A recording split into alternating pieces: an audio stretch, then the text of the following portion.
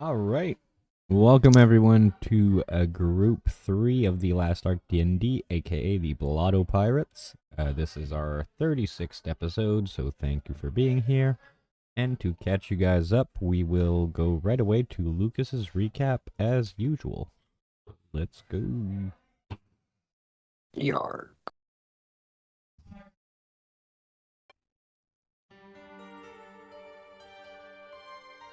As the Blotto Pirates descend from the ethereal heights of the Tree of Knowledge, they are greeted with reverence by the grateful scholars of O'Hara, who extend heartfelt gratitude for the crew's valorous intervention against the treacherous machinations of Babel.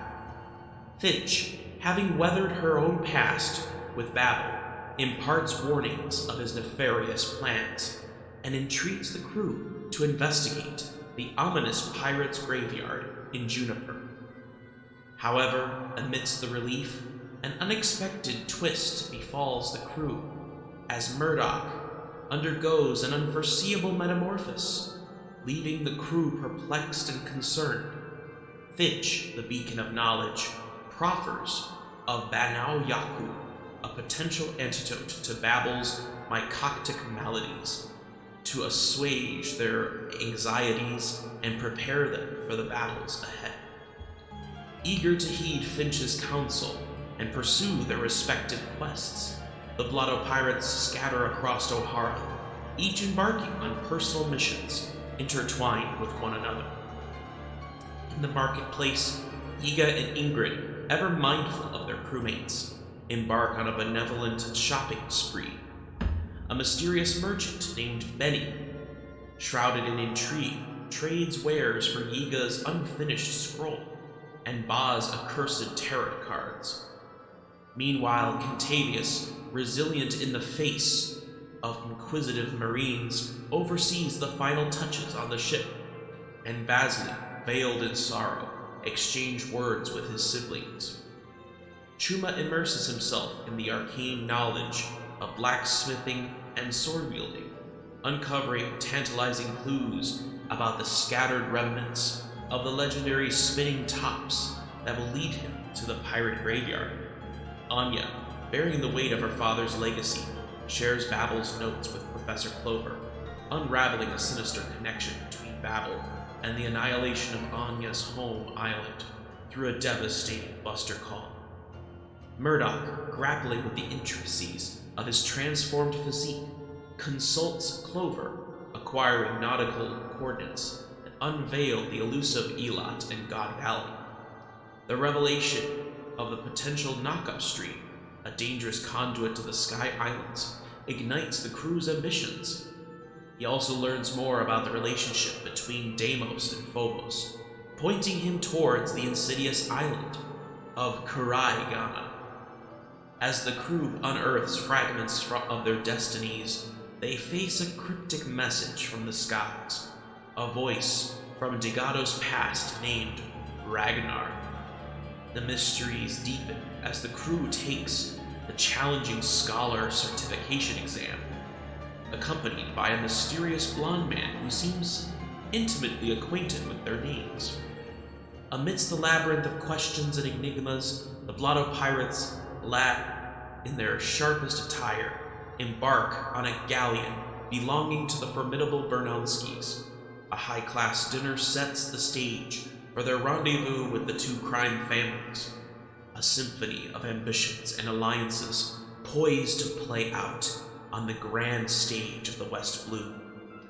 With their ambitions sharpened to a razor edge and their resolve as resolute as tempered steel, the Blotto Pirates prepare to navigate the treacherous waters of intrigue and negotiation, poised to seize their destiny amidst the swirling currents of fate.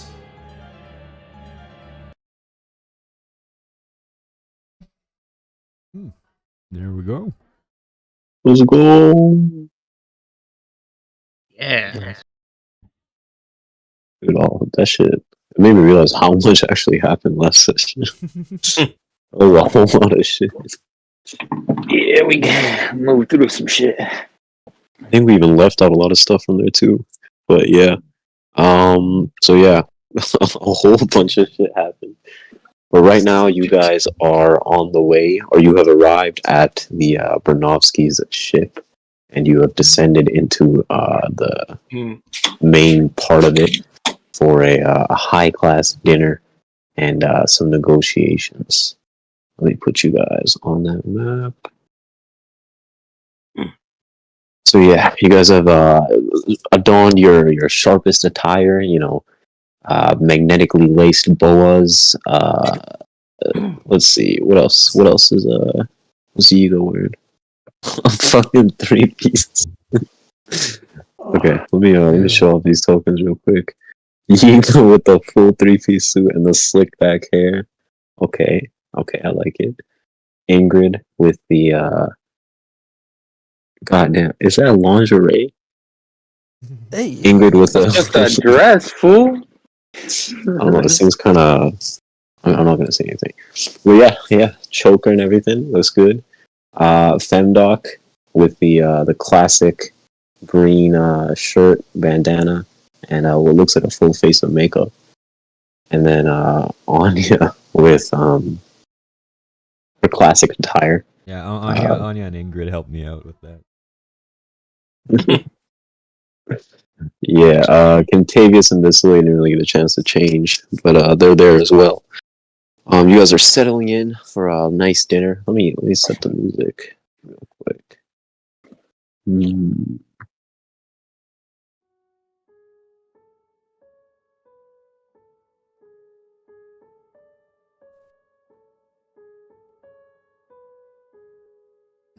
Okay, that's alright.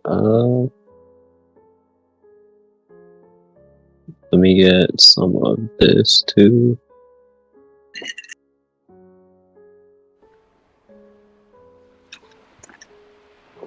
Kind of loud. Did somebody die? Oh, this is called what is it called? Tension, dramatic atmosphere with some, I don't know. It's supposed to be dramatic. I guess it kind of picks up. But yeah. Sounds like depression to me. But yeah, you guys are gathered here at this dinner, and for the most part, everyone's kind of just like sitting and eating for the first bit of it. Everyone's kind of like sizing each other up, looking around the room. You guys see some faces that are familiar. These two over here in this corner, Artyom and Smitty. These guys, you guys first met them on the island of Lascamp, where they sold you the ship that you have been piloting pretty much this entire time. Oh, yeah. You guys traded most of the treasure that you got from the Duskwing ruins. And isn't one of their family members part of our crew then? Yeah, and they along the way they gave up Vasily, who was the quote-unquote black sheep of the family. He's kind of come into his own since then, and seems to be on good terms with all of them now. They're kind of staying close to this old lady over here, who is kind of like gingerly picking at some pickled cabbage, looking at everyone with like sharp but kind of cloudy eyes, almost as if she's like not fully there. And then to her left is someone that you guys might have been introduced to before. What's her face? That Ingrydd and Yiga met at the bar in O'Hara.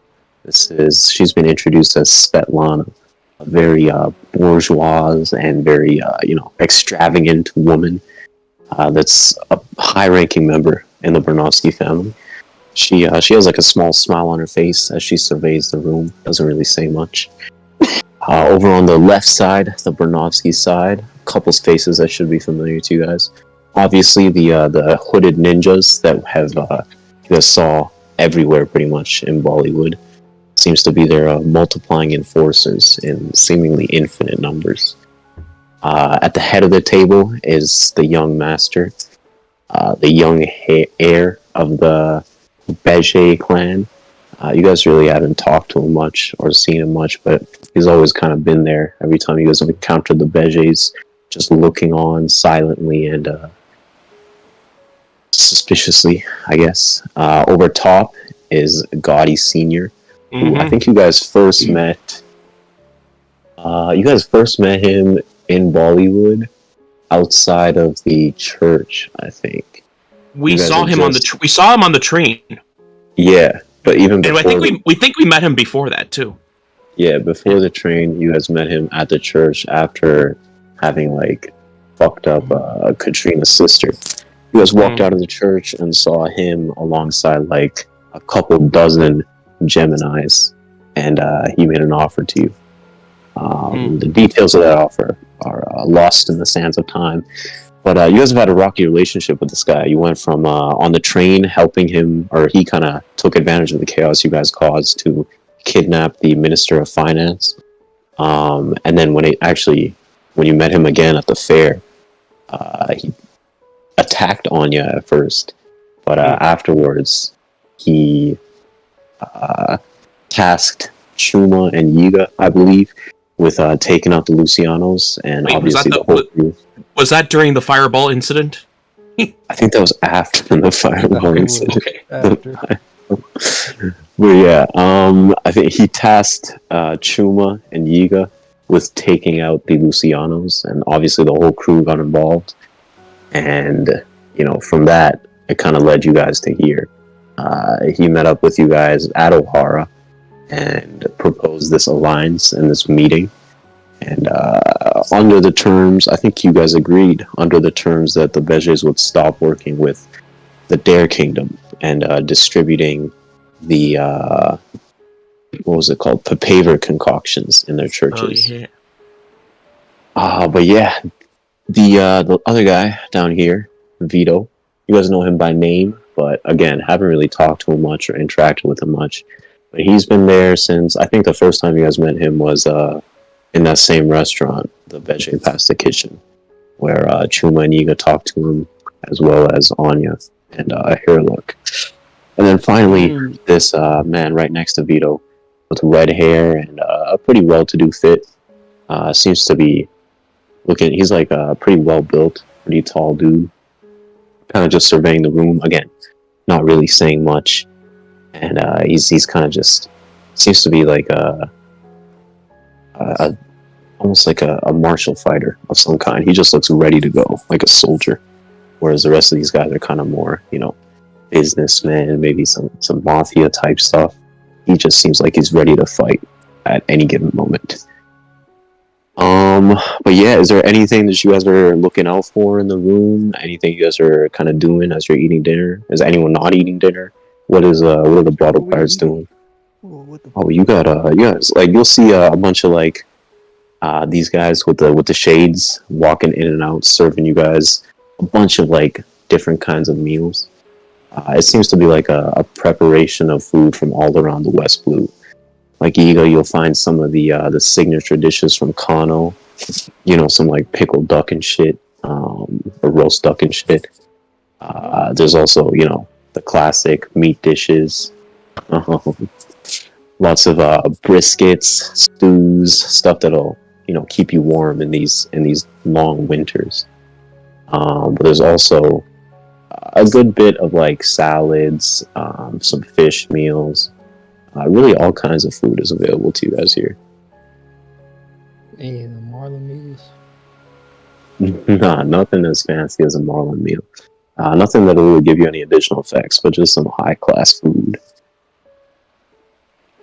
Did you say brisket and high class in the same sentence? Brisket is high. Isn't brisket high class? Yo, I'll bust down on some brisket. No, it's good, but it's like. Well, let's just say the way this has been prepared is some high class brisket. All right, then all right, hook it up with that high class brisket then. I'm getting me some of that. Sounds good. Man, let me bust down on this duck and this brisket.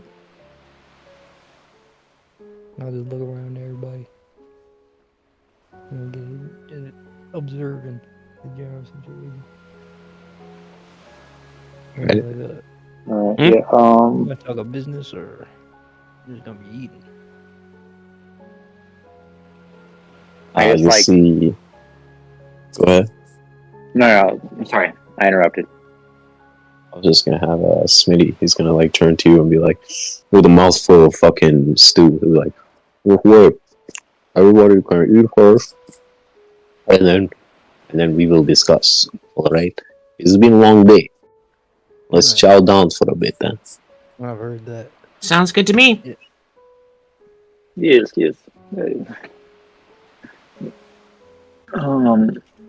Yeah, I guess like while we eat, I'm gonna try and like perceive every like all the windows, if there are any in here, as well as the doors, just to make sure where they're at. All right. What the Yeah. So as you kind of like reach out and get a sense of exits and stuff, there's 4 windows here. They all kind of, if you look at like if you crane your neck and look behind you, you'll be able to see that. You can kind of like just barely see the tinier ships that are kind of orbiting around this big galleon, with like little dots of people, mostly Bernovsky or Beige grunts, kind of just chilling, making sure that nothing too crazy is entering the area. In terms of exits, I'll say that there's like some stairs directly at each of these corners, heading straight up to the main floor. Like I said before, they seem to have kind of just hollowed out this the underbelly of the ship, and while there would normally be like 2 or 3 floors inside of this big ass galleon, it's just this one main big kind of dining hall with like high vaulted ceilings and chandeliers and shit. So yeah, there's like some stairs that go directly up to the main floor or to the top side of the ship in these corners, and then there's like a couple doors that if you can kind of sense like one direction in one direction, you'll see like, or you'll kind of sense that there's a lot of like cutlery, tableware, kitchenware, that type of shit. And then in the other direction seems to be like just storage stuff, like crates, cannons, shit like that. All right. Ingrid also notices like various metal devices all around the table, kind of like weapons, shields, like plated armor, stuff like that. Seems like these guys are all pretty well armed, and you guys are as well. No one's really stopped to take your weapons or said anything about all the shit you might be carrying. Ingrid will also notice like various piles of metal scattered like underneath the table, almost like can't really see it if you duck under the tablecloth, but it seems to like be embedded in the floor. Piles of metal?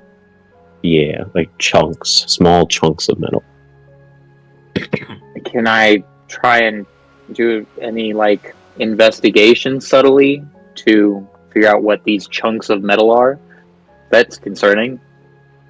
Sounds like you should do a stealth and investigation check. Yeah, like I'm trying to do it subtly, so I don't know what I would roll for that, like sleight of hand or stealth or. Okay, so I'll let you do a sleight of hand or stealth at first to see how subtle you are about it. And then after that, we'll roll either something investigation based. Hey. Okay, all right. The 25 in stealth, Ingrid is able to determine pretty much anything that she wants about these piles of metal down here without arousing enough suspicion. In fact, I'll say that she's able to do it so subtly and with such nuance that she has advantage on, let's say, either investigation, engineering. Yeah, sure, investigation or engineering to investigate what these chunks of metal are. That's been. How'd you color those letters? For me. All right, You just type slash. with a 24. Okay.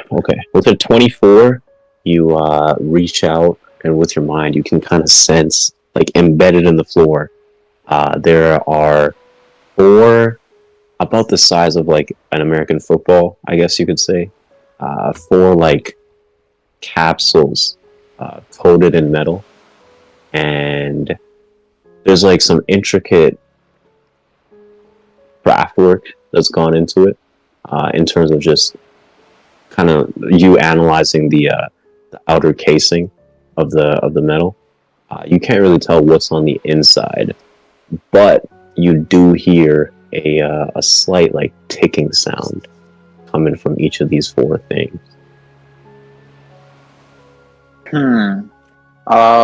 Yeah, I'm gonna keep that in my back pocket for just a second. Let us eat a bit more, I guess. I gotta think about this. Onya or Lucas, you were saying something? Oh, Anya wants to check the food that she eats before she eats it. She's still a little suspicious. She's still a little suspicious after the whole mushroom tea incident.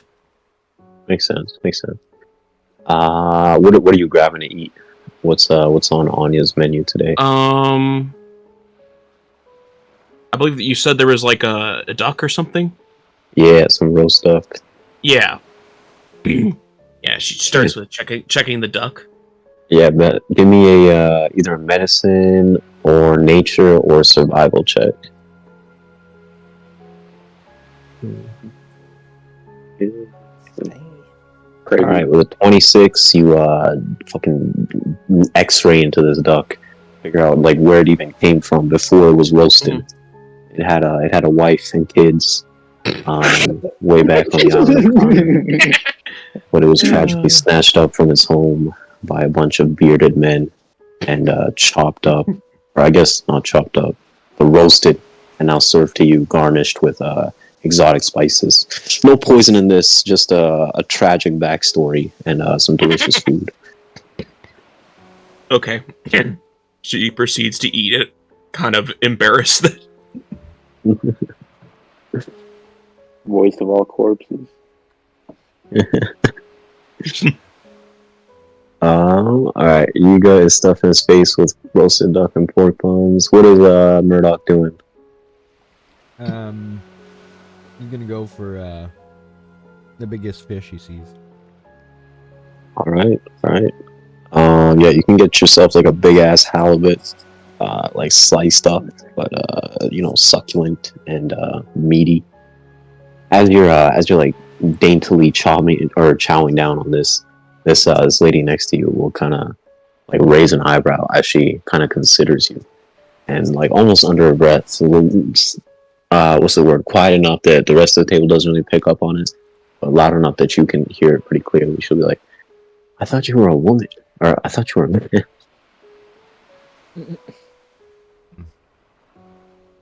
Yeah.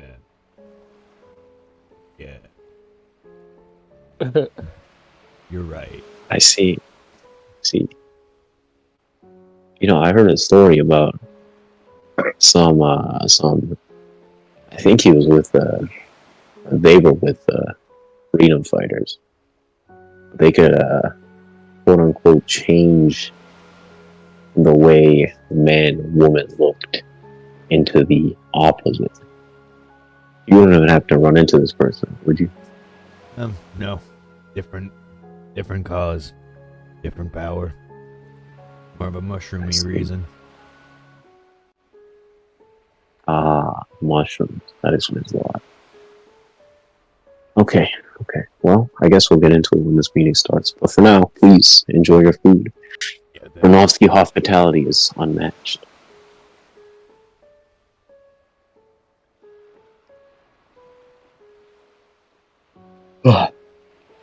Yeah, you guys can sit and eat for a while, and then after some time passes, say like about half an hour or something, you'll see this dude in the corner stand up.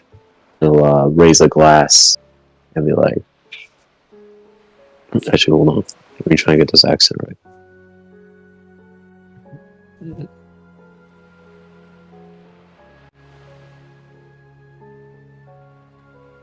I'm walking over here. I don't know why I'm expecting like Victor Von Doom.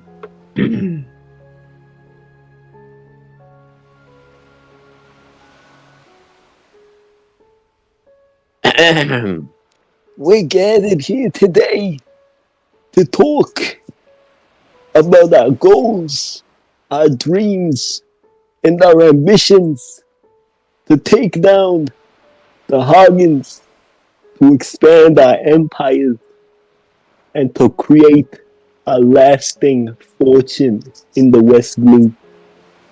But first, we must raise a toast to those that are gathered here today, to those that could not be gathered here today. First, to the young master. And he'll gesture his champagne flute in the direction of the young master.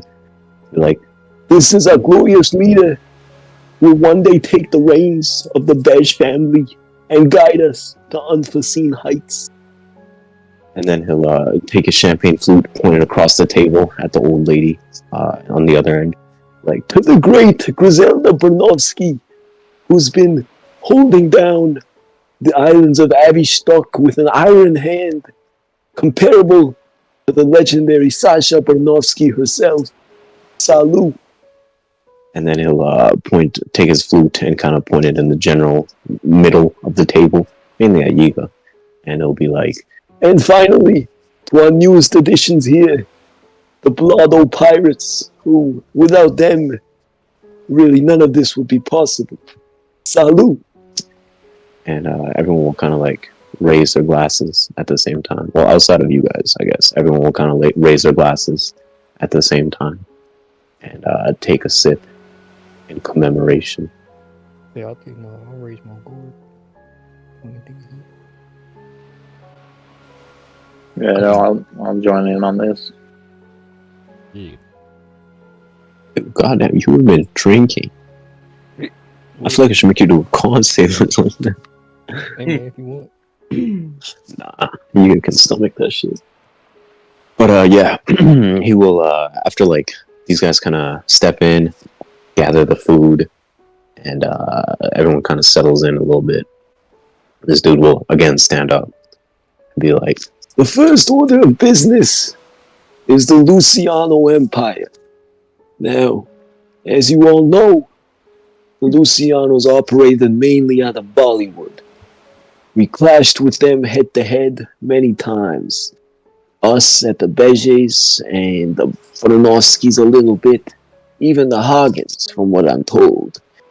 They were one of the newer families in the West, but they were able to consolidate and expand their reaches quickly and efficiently. There have been rumors of their connections to ancient stories in the West Blue of winged men and women with dark skin and white hair. But beyond all that, they're gone from this earth now. They're gone from this earth now. Fuck, not earth. Shit. They're gone from this world now. And it's up to us to fill that power vacuum. Although, and he'll kind of like look at the Blotto Pirates. He'll say, well, you all are responsible for taking out the head of the Lucianos. It might be prudent for you to know that the eldest son of the Lucianos, a man by the name of Alucard, he's still out there. What? Yes, we've only received word recently, but none of our network of information found him on Bollywood, any neighboring islands in the West Blue. From what we know, he's gone to the Grand Line. For what purposes, we don't know. I'll just lean over to Yiga and be like, hey, Captain, maybe this Alucard should find the last Fast Brother and start a club with them. Yeah. He'll be like, wherever he is, I'm sure he's getting ready for revenge. Let it be known that if he asks for information from the Bejes or the Bernovskis, none will be given. Salut! And he'll take another sip. Now, on to business. The Luciano Empire is fractured, and it's up to us to divvy it as our spoils of war. Now, there's a lot of things that need to be parceled out. But let me ask the table, primarily the Blotto Pirates first. What from their empire would you all like? Oh, that casino's nice. I got some friends on there. I need it. The casino. That's right. Yiga, correct? Captain Yiga of the Blotto Pirates? You are correct. You understand that the casino is one of the more profitable businesses running out of Georgington, running out of even Bollywood. It's comparable to some of the casinos over in Las Vegas. I've been told that it's about 100 million berries per day to even keep it running. Now the profit, it's up there. That's sure to be known. But, as you know, it was destroyed, devastated in your battle with Salvatore Luciano. Are you willing to renovate it, reconstruct it, re-advertise it, contribute, and invest in a business like that? I'm not stopping you, but let's just say that the Pejes are well established in Bollywood. We are also interested in the casino. And while we don't want to step on your toes, perhaps we can come to some kind of agreement where we run the day-to-day and you guys get a small sum of royalties. How does that sound? Small sum. Well, small as in big sum. That sounds like less trouble. There are some other operations that we could run out of the bottom of this. So perhaps you could leave the basement open to us. And Basement of the casino. Yes, we need a quiet operation. I see. Consider it done. Do the Bernovskis have any objections to this? And you'll just see, like, Griselda silently shake her head. And he'll, like, Vito will, like, slam his fucking fist down onto the table. Like, it is done! The casino goes to the Beges with special room made in the basement for the Blottos and the sum of royalties to be paid out every month to the Blottos. Tell me, is everyone in accordance? Yiga, there is perhaps one more thing. Your friend, should she be afforded any protection? Oh yeah. I need you to protect my crew. The name is Nui Doozy. We also have this, the Forge Master. Oh yeah, advanced way. There's what he is. I see. Well, you say they are on Bollywood? It is done. They have the protection of the Beges.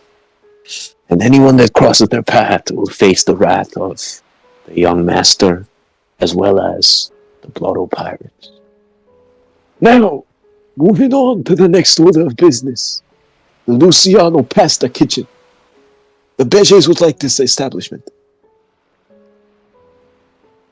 Any complaints?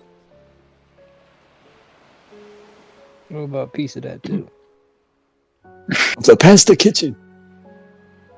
Yeah, we kind of, liberate. There's something.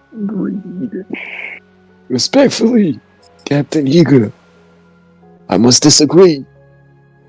While you were involved in taking down Salvatore Luciano and many other Luciano members, it's the Beges that stormed the kitchen and wrestled it out of the remaining Luciano's hands. And while it was only possible because it was a dual-pronged attack, I must say that we are the ones that suffered losses in taking that place. And we will be the ones that will have to run it. I must put my foot down on this. if it's okay with you. The Beges will be taking the pasta kitchen.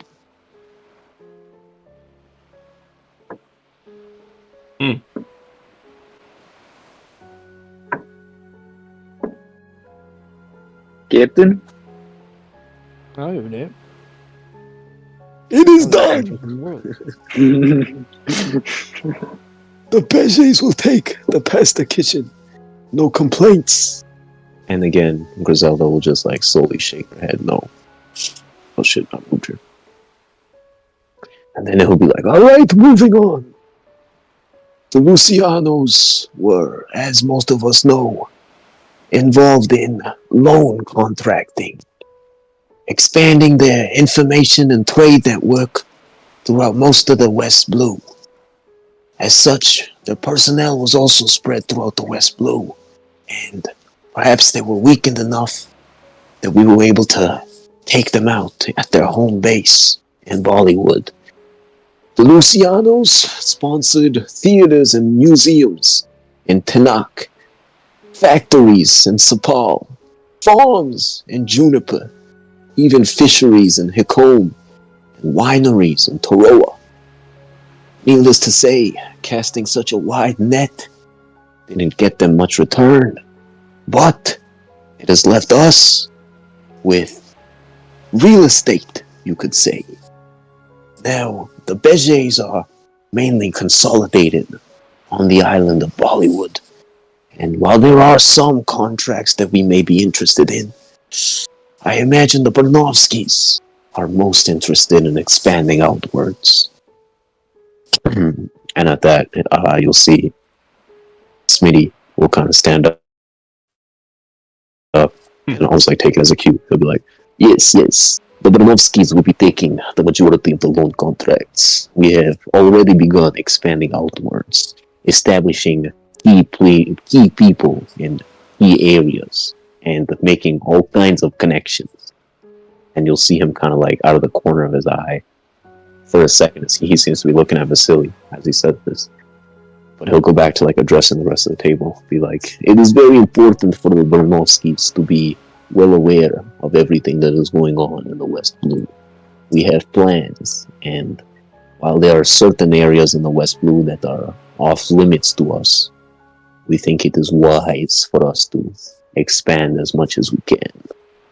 Are there any complaints to us taking these loan contracts? Taking what? Do you want to get into the financial sector, Captain? Financial sector or what? I don't even know what that means. It is done. And he'll sit back down. This dude will stand up again, raise his wine glass, and like, it is done! Alright, now, arguably the most important item on the list. Land. The Lucianos didn't have much. Mainly some businesses in Bollywood. But they recently, a couple months ago, bought a bunch of land, islands to be exact, in a small archipelago off the coast of Toroa. Mainly uninhabited land. Some say it's cursed. Remnants of an old ancient war that ravaged the West Blue. But nonetheless, they laid claim to it. Our sources say they were planning to build a castle there, perhaps another base of operations. Nonetheless, that item has been struck off of their list and has landed on ours. Now, I ask the table, who is interested in this land off the coast of Toroa? Where's Toroa? It's in the ground.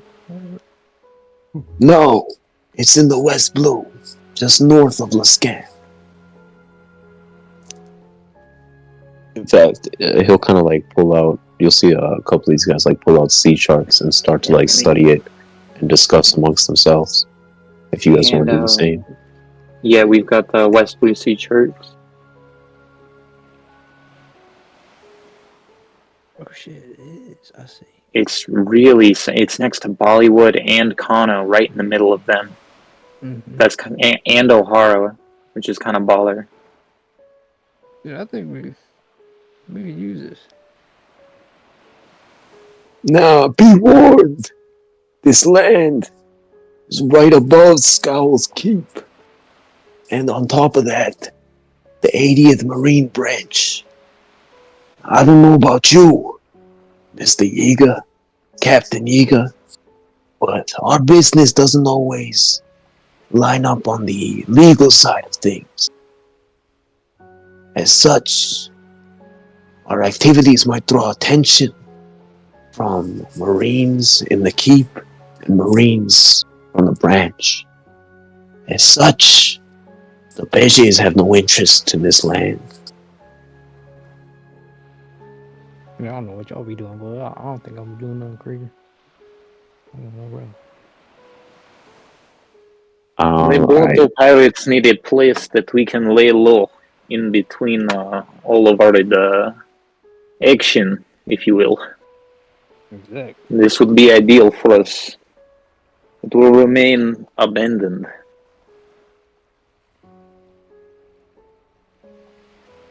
You'll see Smitty will stand up again in the right corner. He'll be like, the Branovskis are also interested in this land.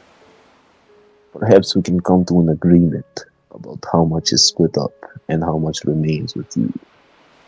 But, as I said before, we have plans to expand.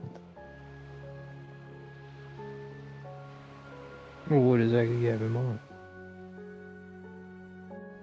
He'll pull out some papers and pass them over, and he'll kind of detail exactly how much of the land is ready, or how much of the land is available, the overall size of the islands, general landscape features, as well as how much has been terraformed by the Lucianos already. And he'll kind of gesture to these diagrams and be like, "How about this? The Branovskis will take, let's say, 75% of all the land that the Lucianos have had. But the 25% that we leave for the Blottos will be terraformed completely. Stuff that the Lucianos have already been to, have already removed any dangerous features, any wildlife that may dissuade building operations there. Additionally, the Branovskis will be willing to work with you and build what you need to be built. You said you wanted a safe haven. We will craft the greatest stronghold you have ever seen. Provided, of course, if you have the monetary funds for it."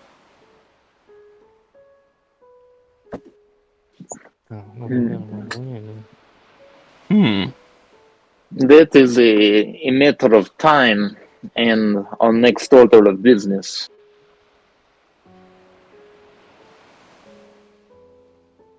The Huggins riches. Before any construction happens, we have to deal with this threat.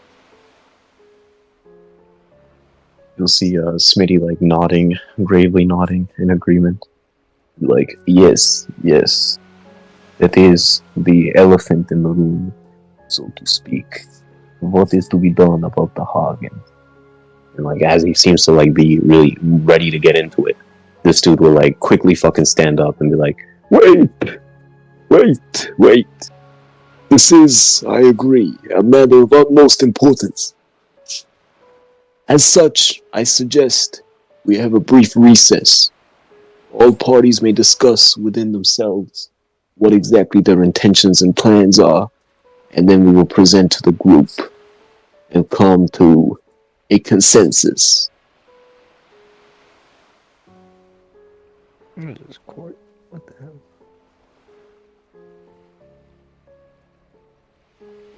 Captain, did you say you are in accord?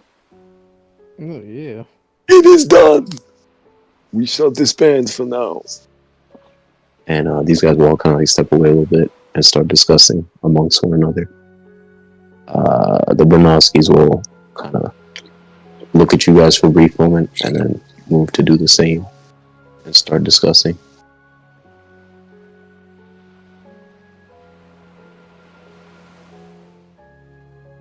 So what's the plan? What are you guys doing? Okay, so I'm just moving my token around, but I'm not going over the table like a maniac. Yeah. So I don't know. Go over here. Huddle up. Vasily and Kent will follow you. Hmm? Vasily will be like, I think this is going well, guys. We're really putting our foot down, you know? I'm proud of you, Yiga. In fact, it's almost inspiring me to like break into song. Do you think that's a good idea? Maybe not. Probably not at the moment. Okay, maybe later. I was thinking, you know, like when they say something, I can add like a little ad lib at the end, you know? Like try it, Yiga, say like something that you would say, and I'll like back it up, you know? Eagle words. Yeah. I think that's pretty maybe, sick. Maybe not now. Okay. Captain, there is the matter of the Hoggins. How do you want to handle them? I thought we were just getting the bull. Maybe kill him cashing. What else we gotta do? Well, if we are going to set up a few things in the West, we may as well destroy them. I also have a personal interest in seeing their presence wiped from that island. Well, I guess that's it then. I guess we're going to war. If it's Babel or Hagen, I want their fucking heads. We're going to dismantle these fuckers. Cantavius will like slowly raise the brim of his hat and look around and be like, now listen, I'm not one to detract from you guys' accomplishment. I've witnessed firsthand the immense destructive power of the Blotto Pirates. But the Hagens, they're in a different ballpark, you could say. These guys have been around with West Blue for hundreds of years, I think. Maybe that's an exaggeration, but multiple decades at least. They're easily the oldest and the strongest of all the 5 families. And I was born and raised on Bollywood. Anyone that I've heard that's crossed them, gotten in their way, or tried to take them out, whether it's a pirate, a marine, a bounty hunter, even fishermen that fish in the wrong part of the seas, they get dealt with swiftly and completely. Again, I'm not one to detract from the Blotto accomplishments, but this ain't no, kiddie game, if you get what I'm saying. The difference here, Kent, is that we will not be fighting them alone, or directly to their face. I believe we can come up with something else, something a little more clever. You said this is a kiddie game, you damn cowboy. Yeah, everything we've done so far was supposed to be impossible, so... Yeah, what's another one? Well, I'm in. I wanted Cash's head since that motherfucker left me to die. And I will get it. Then I propose that we go in and advocate for them using all of their gauntmen to attack from the front and storm their fortress from any sort of back entrance. Yeah. There is typically one. I know it's kind of gross, guys, but I've been holding on to this to throw it in Hagen's face when we finally see him. And I pull out the old decayed head of King Ham from my bag. Oh. Put that away. You're so foul. Wrap it back up. Vasily, actually, hold on. Someone make a constitution save for Vasily. What do we got here?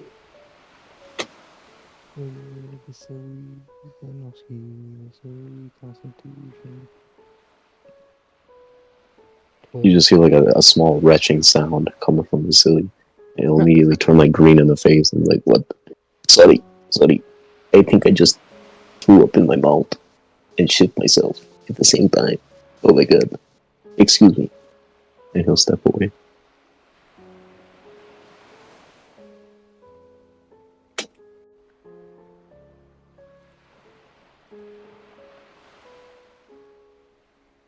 What is this? Say it again? He said he felt sick. No, he said he's stepping away for a little bit. Oh shit. But yeah. Anything else you guys want to say? You guys will see like everyone kind of slowly returning to their seats. Captain, we could make this a more long-term alliance by setting up some form of communication. A long-term or a long-form snail or transponder. Good idea. I'll ask about it.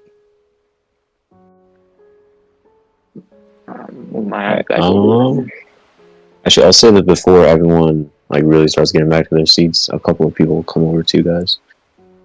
First, you'll have Smitty. He'll come up to you guys, and be like, "Tell me, how do you feel about what I proposed? We help you build anything, but we take the majority of the land. Is that in accordance with your goals?" Alright. But The building's gonna be at cost price, right? Depends. I have another business opportunity to talk to you about. You remember, I sold you your ship way back in Last Camp, and you guys have been beating it up ever since. You were just doing repairs on it earlier today, and it's been through quite a lot. I noticed that you painted the sails. It looks nice. But listen, how do you feel about... I will give you two options here. We can... at the Brnowski Shipbuilding Company, we have recently got an influx of workers. You know, with the Lucianos being disbanded. A lot of journeymen, craftsmen who didn't have any allegiances have come to us. And our labor force has exponentially grown. For that I am thankful. And as such, I am willing to do some upgrades on your ship. He'll pull out like a little brochure and pass it along to you guys.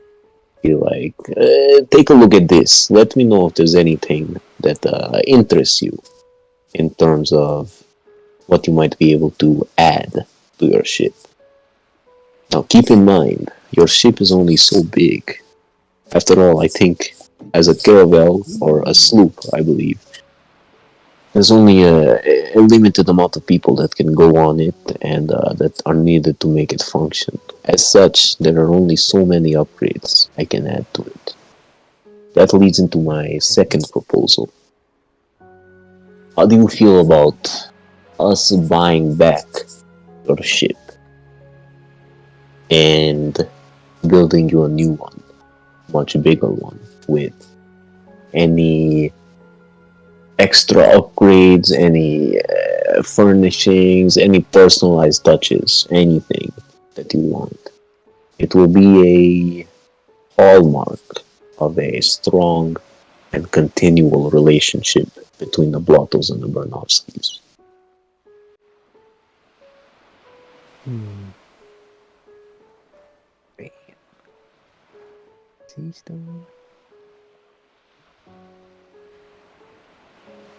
Are you ready to part with your gold? What? No. Right, well, take some time. Think about it. I will be here to, take anything that you want. If you have any questions, don't hesitate to reach out. Also, has Vasily spoken to you about the arrangement that is going to be made? An arrangement? I see, he has not. How can I put this? You remember, it was under my command that Vasily joined your ship, right? I believe I said to you that he was a unnecessary piece in the shipbuilding company, in the Bernovskis in general, and He really had no use for him. Yeah. Well, Yeah. yes. We may have fired him, but at the end of the day, he is still a Bronowski. And after your adventures, Griselda Bronowski, the matriarch, has found it prudent to bring him back into the fold, so to say. What I'm trying to tell you is, she wants Vasily to stay with the Bronowskis now. Why? Yeah, that's not gonna work. Why? Y'all said y'all didn't need him. Y'all said y'all didn't want him. Well, yes, I can treat him times like change. We may have done that, it is true, but Griselda was the one that took him in from the streets, you know. He never knew his father, his mother was a hooker, he didn't really have anywhere to go. Tell me, the 20 years of his life that he spent with us, is it worth more or less than the few weeks that he spent with you? Less. Did he ever kill a king with you guys? And No. what does Vasily think of this? Huh? Perhaps you should ask him. And with that, I will think take we my should. leave. Yeah, as he point at the brochure again and be like, give it some thought, you know. And I guess Vasily can tell you, but I will take my leave. And as he steps away, Vasily will come back, looking a little less green in the face. Like, oh, hey, what's wrong, everyone? Oh, wow, shipbuilding. That's cool.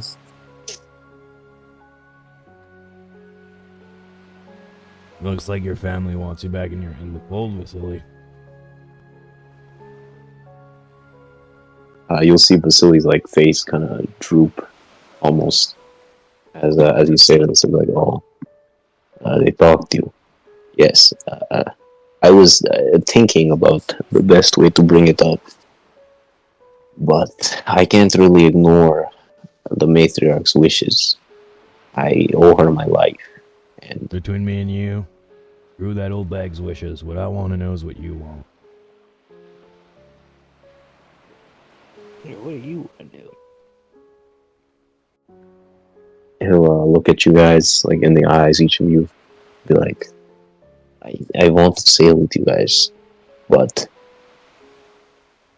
that's really what I want. But at the same time, I owe so much to the Barnowski family, even though, you know, they said that they didn't treat me the best, and most of them still look down on me and kind of treat me like shit.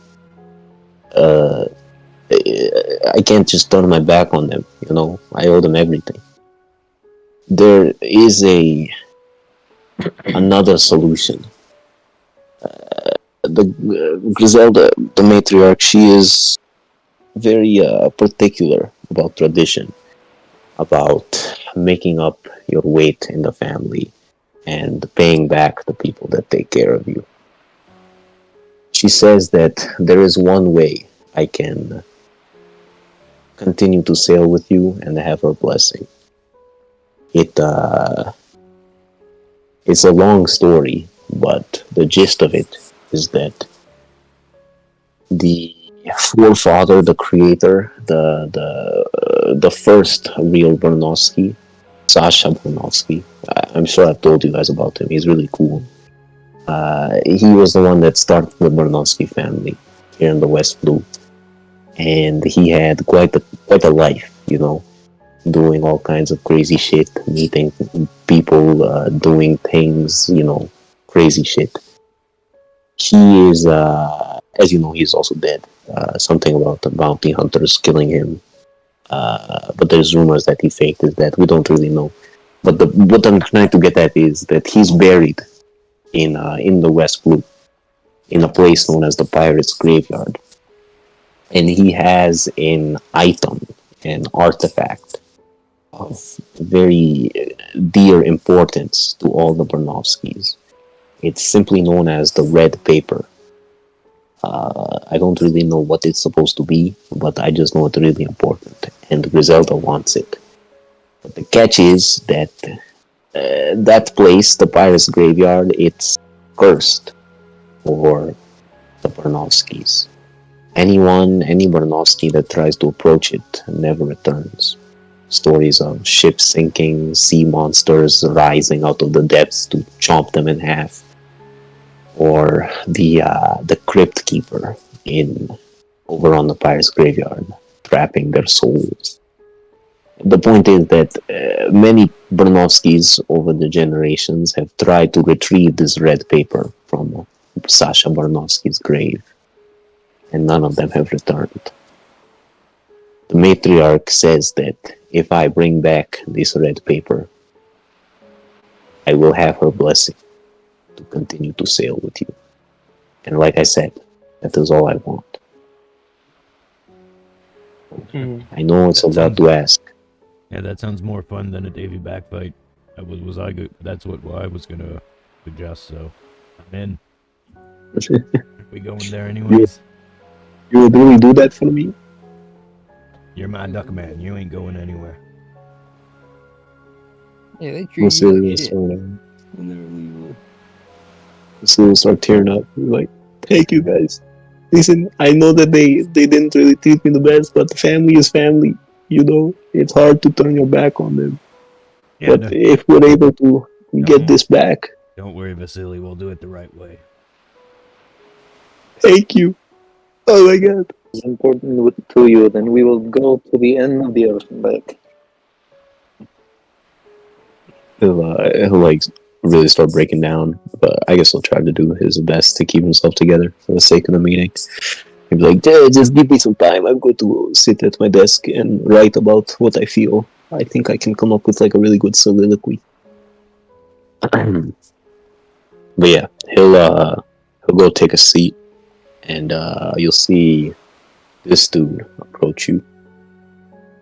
He'll like look at you guys and be like, hey, nice to see you guys again, huh? Been through a lot, haven't we? You know, the train, the kitchen, the church. I'm glad we could all be here as friends, you know. No hard feelings, right? Between any of us. Nah. You out of the Dare's ass crack. Yeah, that was us, yeah. I gotta say, I saw you guys at the theater. I was right across King I Am, actually, and recognized most of you. And then there was that little ball of darkness, and then boom, my hand is dead. Now, papers don't really know what's been going on, but I figured it was you guys, wasn't it? It was me. Well, not looking like this, but it was me. And Vasily. Nice. Hey, you do look a little different. I kind of like it. Looks good on you. Keep it up. But listen, I came over here to talk to you about... I came over here to talk to you about what we were talking about before. The casino. Now, it's going to take us some time to get it up and running. But how does 10% of all profits coming straight to your pocket? How does that sound?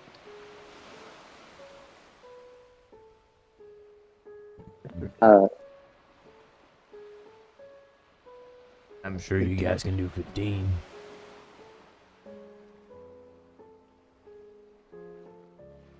$15. If you guys can do 15 on the first ask, we won't try to push it to 20. Alright, I'm gonna take that back to my peoples, and we're gonna talk about it.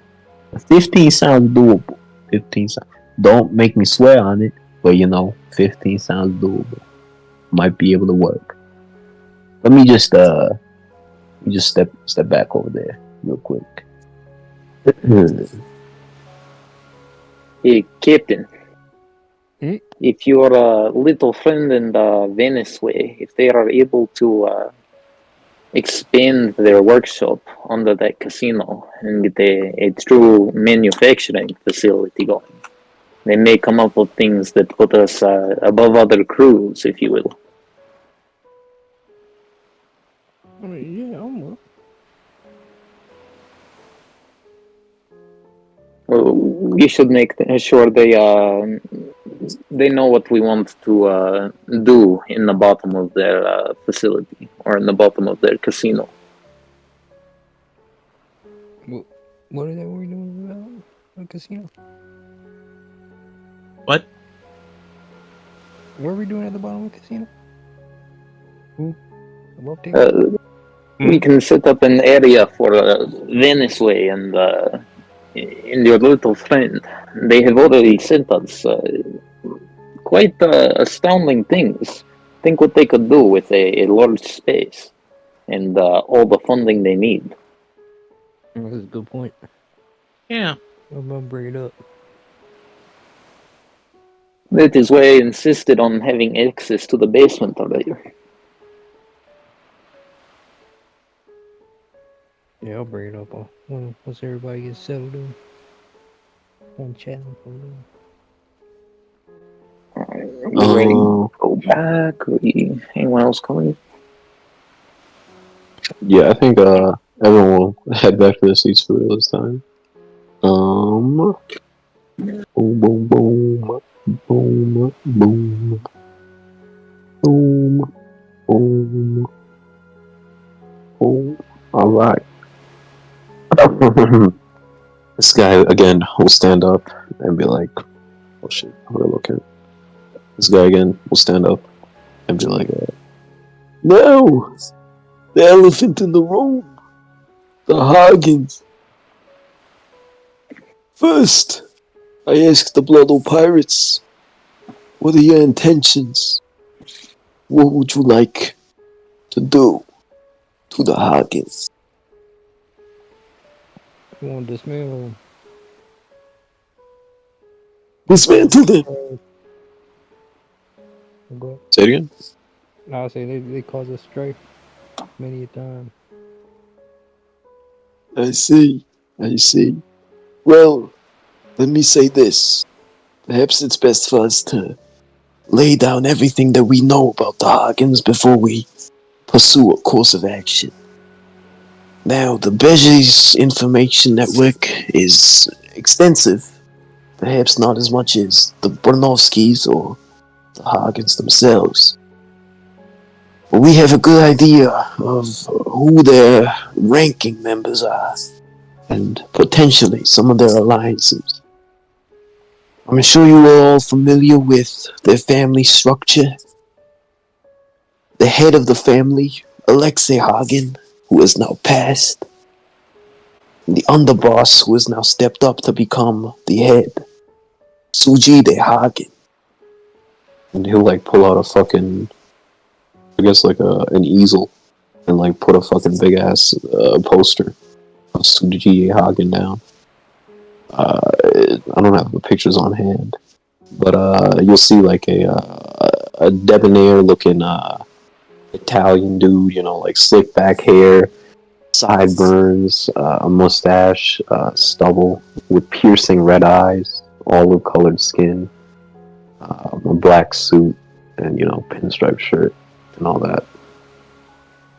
It'd be like, not much is known about Sujide Hagen's combat capabilities. What we do know is that people that cross him say he is an indomitable fortress. Whatever that means. But the problem is that, well, it's an opportunity for us, I guess. Stepping into the head position, a lot of moving parts, lots of change, and weakness, vulnerabilities, you know, cracks that you kind of forget to pay attention to. If your intentions are to dismantle them, then this is an opportune moment to strike. But, as I was saying, it's best for you to know about what exactly is in their arsenal before you commit to taking them out. And he'll like flip the fucking easel and show a gangly looking man with like white hair up in like a mohawk almost, or not a mohawk, like a frohawk almost, with like long ass sideburns and a pair of round spectacles, Again, kind of pale skin. Can't really see his eyes. They're covered by the round glasses. In kind of like a blue suit with a white tie, obviously. Or it's a red suit, I should say. Yeah, red suit adorned with the Hagen family symbol. It'd be like, this is the underboss, the second in command. Formerly Sujide Hagen's position, but now this man has stepped up. Goes by the name of Percival Vox. Now, not much is known about this guy. There's rumors that he's from the island of God Valley. And like most of you know, God Valley was destroyed. Well, I guess destroyed is a bit of an exaggeration. It's gone. No one knows what the fuck happened to it. One day it was there, next day it wasn't. It was really confused. But this guy claims to be from God Valley. And what exactly that entails, we don't know. What we do know is he's a marksman of sorts. Uses pistols and all kinds of dangerous gunslinging weaponry. Pretty big threat. That's just the underboss. Don't get me started on the captains of this family. 6 of them to be exact. Couple regimes, they're called. First one, he'll flip the page again, and you'll see like a fucking big hulking dude with like bulging muscles, getting a slick back haircut, kind of like little streaks of gray in his hair. He's got like a fucking, almost resembles like a caveman in a suit. Like you can tell just by looking at the picture, this dude isn't exactly the brightest bulb, but he's easily the brawniest, you know. Looks to be, he's got like bruised knuckles, a pair of knuckle dusters on one hand, again, in a red suit, with the Hagen symbol. But it looks to be quite the threat. This, what's his face, Vito will be like, this here is the first couple regime, Luca Brasi. Born and raised here in the West Blue. Apparently he's got some siblings that went out to sea. Don't know much about him again, but what we do know is that he's a fucking threat. A powerhouse, a tank. Says there hasn't been anyone that's been able to beat him in single combat. And he's fiercely loyal to the Hagens. People have approached him, tried to buy him out, tried to, you know, get him to slip something in Alexei's drink or something like that. But every time, he shuts them down. And when he shuts them down, he usually caves their face in too. So, can't really do much with that. He's an obstacle that we can't really get around. And have to go through. And that's just the first. The next ones, and he'll flip the fucking page on the easel again, and you'll see 2 people that are familiar to you guys. He'll say, Romeo and Juliet Hagen, the second and third capital regimes. And you'll see like 2, again, red coats, suits, everything. The guy has like curtains, almost like reddish auburn hair. Looks to be like looking at the camera confidently. Looks to be a very charismatic, debonair guy. And the girl, a little bit more withdrawn. Instead of looking directly at the camera, she's kind of like looking around as if to see if someone's watching. They both got their arms around each other. You can clearly tell by their body language that they are an item. And these guys are familiar to you because you guys have seen them before on the coast of Georgington, or at the port. Yeah, after you guys... those 2 assholes almost beat Kantira to an inch of his life. Yeah, you look over at Kent and you'll see him like looking at the picture with a fucking, like his knuckles are white, gripping like the table, or his harpoon gun. Don't worry, and, buddy. like, those 2 heads are pretty big and blown up, but they fit on one of your harpoons. He won't say anything, but he'll like give you a look of gratitude and kind of like seem to calm down a little bit.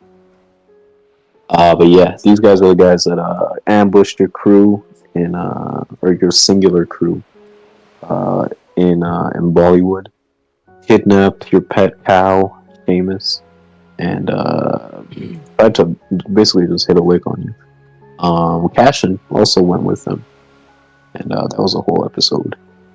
But yeah, Vito will be like, these guys, they're on tooth and nail with the newest tech straight out of NDC.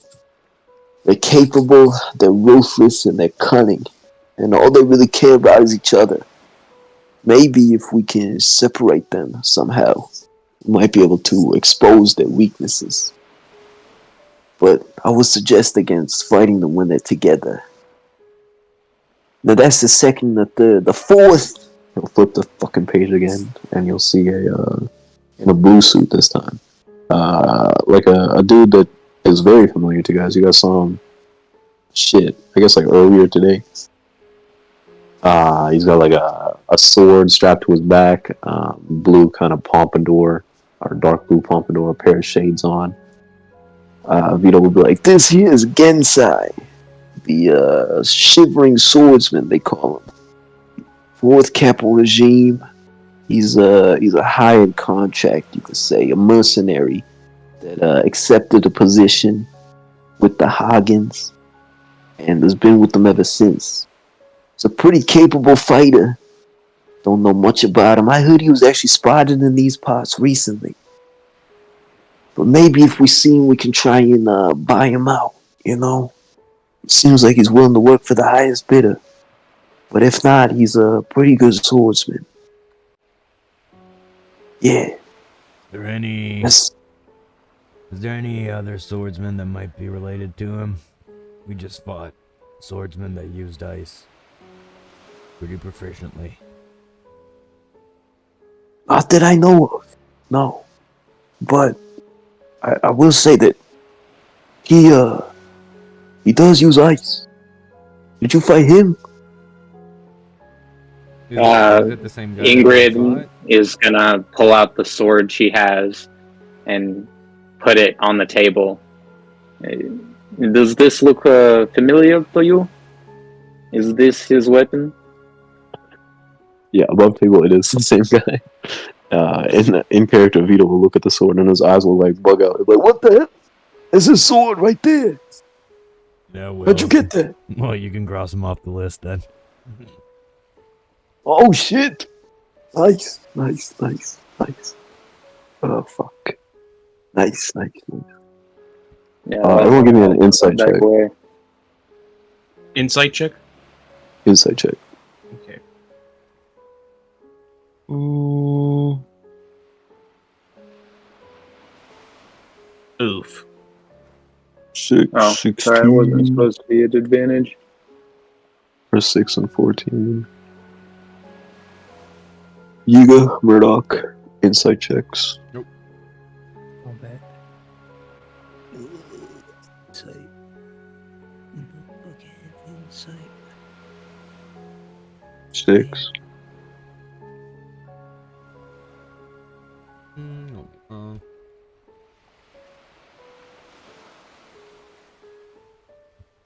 Damn near crit failed.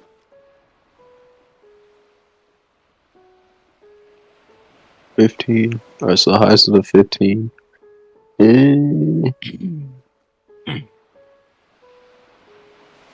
Alright, yeah.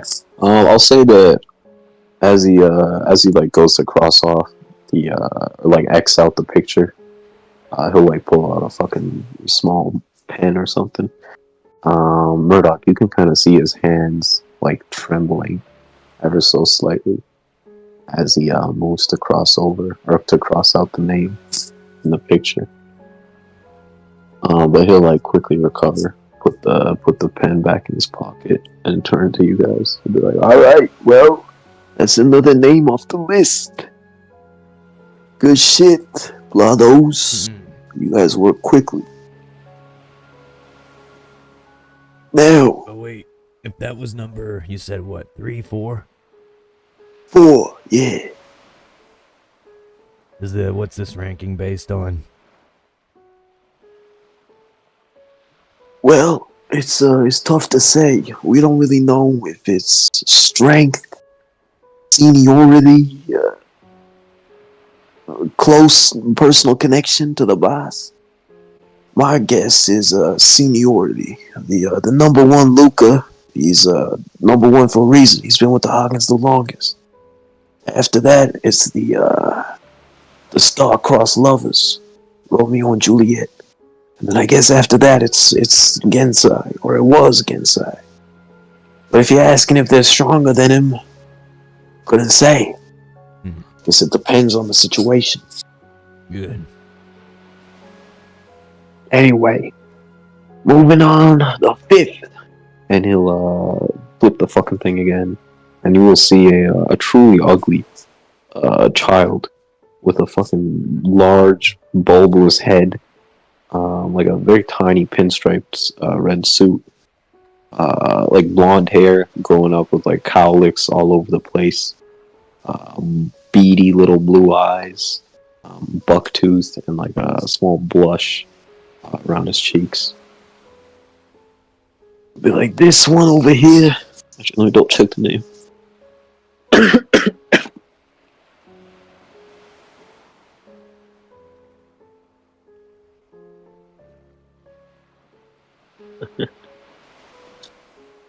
This one over here. This is Globenheimer. He recent addition to the family, I guess. Don't really know much about him. Rumors say he came over from the Grand Line. It's something to do with Dufeld. But what we do know is he's a devil fruit user. He has the power to manipulate chocolate. Those of us, the few that have seen him in combat, reported that he likes to get inside of a big ball of chocolate and roll around the battlefield, crushing his enemies. What the fuck? Yeah, I don't fucking know. But he's fucking deadly. He's the 5th for a reason, I guess.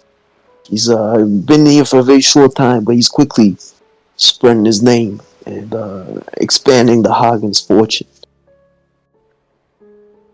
Now, again, it seems like he was brought to the group in some kind of deal made with some of the denizens of the underworld. I'm sure you guys are familiar with Dufeld. Apparently, Globenheimer has a connection to him, and it was a trade of sorts. Now, perhaps we can buy him out. But Hagen money runs deep, and Dufeld's money probably runs even deeper. So, it's gonna be tough. Again, I think we're gonna have to go through them rather than around them. But, good news is there's only one more. And he'll flip the page again, and you guys will see another blonde dude. Looks a bit older, has like a mischievous look about him. Has startling blue eyes, and he looks familiar to you guys because you guys all saw him when you took the test at the Tree of Knowledge. He took the test alongside you, came in a little bit late, and then after the test, he kind of like wrapped your arm, or he kind of like greeted all you guys on as if he knew you, knew all your first names, and said that you guys would have done great on the test. After that, he disappeared.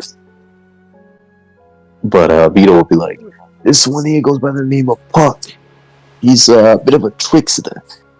Known pretty much around the West Blue as just a guy that does small-time crime. He's decided to step it up, I guess. Got involved in the big leagues. Now, he's not exactly someone to look out for even in a fight. But he's always got tricks up his sleeve. If you run into him, watch your back. That's all I can say. That's pretty much the entirety of their force. There's a couple dozen made men that they trust. And some grunts, I guess. But not really a problem for those of us in this room. If we go to bat with them, we're going to be going face to face with the capo regimes and the underboss. The problem... Hey, go ahead. That last one, Puck. Yeah. He's on this island now. Excuse me? We just saw him in the exam a couple hours ago. And that there'll be like mutterings all around the room. You'll see like Griselda and Smitty look at each other. Svetlana looks a little bit concerned. Artyom looks as impassive as ever. But Gotti will like whisper to the young master, and they'll be like a little bit conferring. And Vito will kind of like look around the room as the whispers get a little bit louder, and he'll like bring up his glass, like, everybody relax. I know it's if Puck's in the area, then something is going on. But we should all be safe here, right? The Panovsky ship, again, this is hallowed ground. Yeah, but think about it. You just said he ain't much in a fight. Many of us come across him. Say we get him, keep him as a hostage. Get on that Hagen Island with a negotiation piece. That's a good idea. I like the way you think. Murdoch, was it? Yeah. Yes, I see. Yeah, it's a good idea. Keep an eye out. In fact, he'll like bring up a little snail and whisper into it. And you'll see like Smitty do the same. And they'll be like, it is done! My men know to keep an eye out for him. If he shows up, we'll know. But anyway, as I was saying, the capo regimes and the underboss, they're just a part of the puzzle. A big part of the puzzle is the Hagen's ally. Influential figures here in the West Blue and even among outside of the West Blue. I'm sure you guys are familiar. A man by the name of Moria. Gecko Moria. Yeah. He operates out of Baria. No one really knows what his intentions are, but he is quite powerful. He's been spreading word throughout the West Blue, trying to attract the strongest fighters, strongest warriors. Seems to be making some kind of crew. For what reason, I wouldn't know. But he works with the Hagens. Hagens give him men. He carries out, their jobs. Can't really say what would happen if we go after the Hagens, if he's gonna come with us directly. He's a bit of an unknown quantity in the seas, He's much like the Blottos. Came up recently and blew up quickly. Not much is known about him. All we know is we see him in a fight. It's gonna be a hard battle. But that's just a part of it. There's two others. Well, a few more others, but there's two main others that we need to watch out for. Professor Babel. He'll flip the fucking page again. And you have to see a familiar man. Yeah. Other man's disgraced scientist. Contracts with the world government, with Marines. If there's something fishy going on with humans, experimentation, or exotic plants, Babel's most likely at the root of it. We don't know much about him. Actually, we do know a bit about him. We know a good bit about him. I don't know why I said that. We know a good bit about him. He's from an island in the West Blue here. A place known as Mushroom Kingdom. Where that island is, I couldn't tell you. He's apparently he's like the last known survivor of the place. Went up in smoke or something. But Mushroom Kingdom was known for having a variety of exotic fungi, exotic plants. Some say that even the rarest of devil fruits would grow in this island. It's quite an interesting place. But as most interesting things in the West Blue, it's lost. No one can really find it. No one really goes out looking for it. All that we know is the battle is from there, and he has access to many of these strange mushrooms with different powers. But nonetheless, outside of his individual capabilities, he's got an army working for him. contractors, grunts, people that he's brainwashed. You never really know who you can trust when Babel's around. If he's working, he is working as the Hoggins, working with the Hoggins. It's safe to say that the information network and the information network is extensive. That's the least. I saved the worst for last. He'll flip the fucking page, and you'll just see like not even like a person, but just like a mass, like a big ass fucking blob, smack dab in the middle of the sea, with like vaguely humanoid features, like you can make out an arm, a torso, a little bit. But this is like a very fucking zoomed out shot of something very, very fucking big, standing straight up in the fucking ocean. Vito will kind of like shudder as he looks at the picture, but he'll turn to everyone and be like, San Juan Wolf. A giant that is bigger than any other giant. Don't know why. But he's big enough they call him the Colossal Battleship. He is oh. You met him or something? San Juan Wolf has been on the radar of the freedom fighters for quite some time. I've been given instructions by one of the higher-ups to look into him. So, this lines up pretty well for us. Didn't know he was in the Hagen realm of things, though. That's bad news. Yeah, he's a bit of a wild card, you could say. I couldn't tell you what the Hagens have on him, that he's working with them. But he's from an island in the West Blue, known as Elot. Don't know if you've heard of it, but said the giants live there.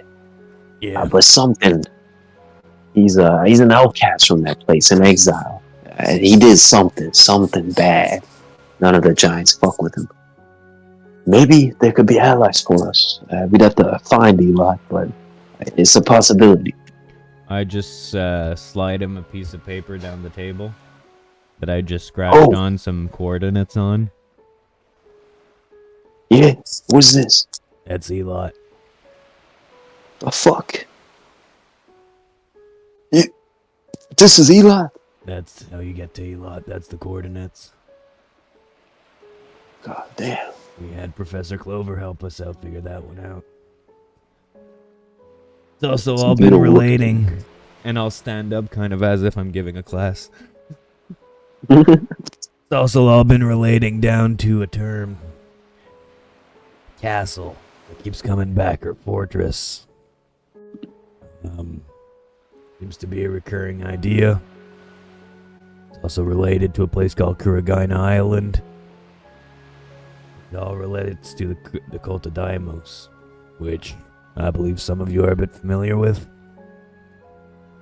You'll see a Gaudi like kind of look at you and then turn away, almost in pain. Vito will look at the paper, look at you with like a newfound respect, and like, holy shit, you're quite well informed. This is very impressive. Alright? I mean, that's the thing we have to start wondering, though. If Elot's falling into the hands of the Hagens via San Juan Wolf, and all that stuff connects to Kuragaina and the cult of Daimos, we have to figure out which parts of the bigger picture the Hagens are actually dabbling in. Because this seems bigger than just them. Right. I was getting to that actually. The Hagens have deals with parties in the Grand Line.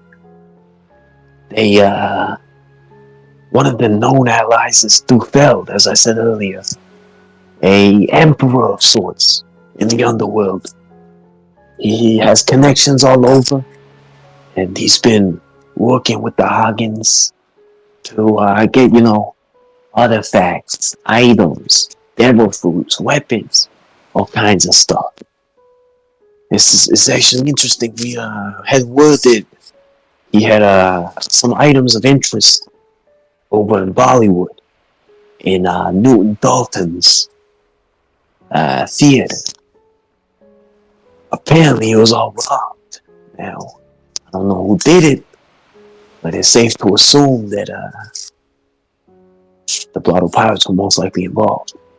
And I'm not going to tell you to, relinquish what you have, but just know you might be on the radar of Dufeld now. And Dufeld doesn't play. West Blue crime is one thing. Grand Line crime is another thing. Watch out. Anyway, as I was saying, the Hagens have all these connections and then some, but it might be a window of opportunity. Like I said, this is a shaky time for them. With Alexei gone and a new member, a new power being put in place, there's lots of opportunities for the smaller fish to feast. You said before that you were fully intent on dismantling them. The Beges are behind you, willing to help you. But it would have to be an airtight plan.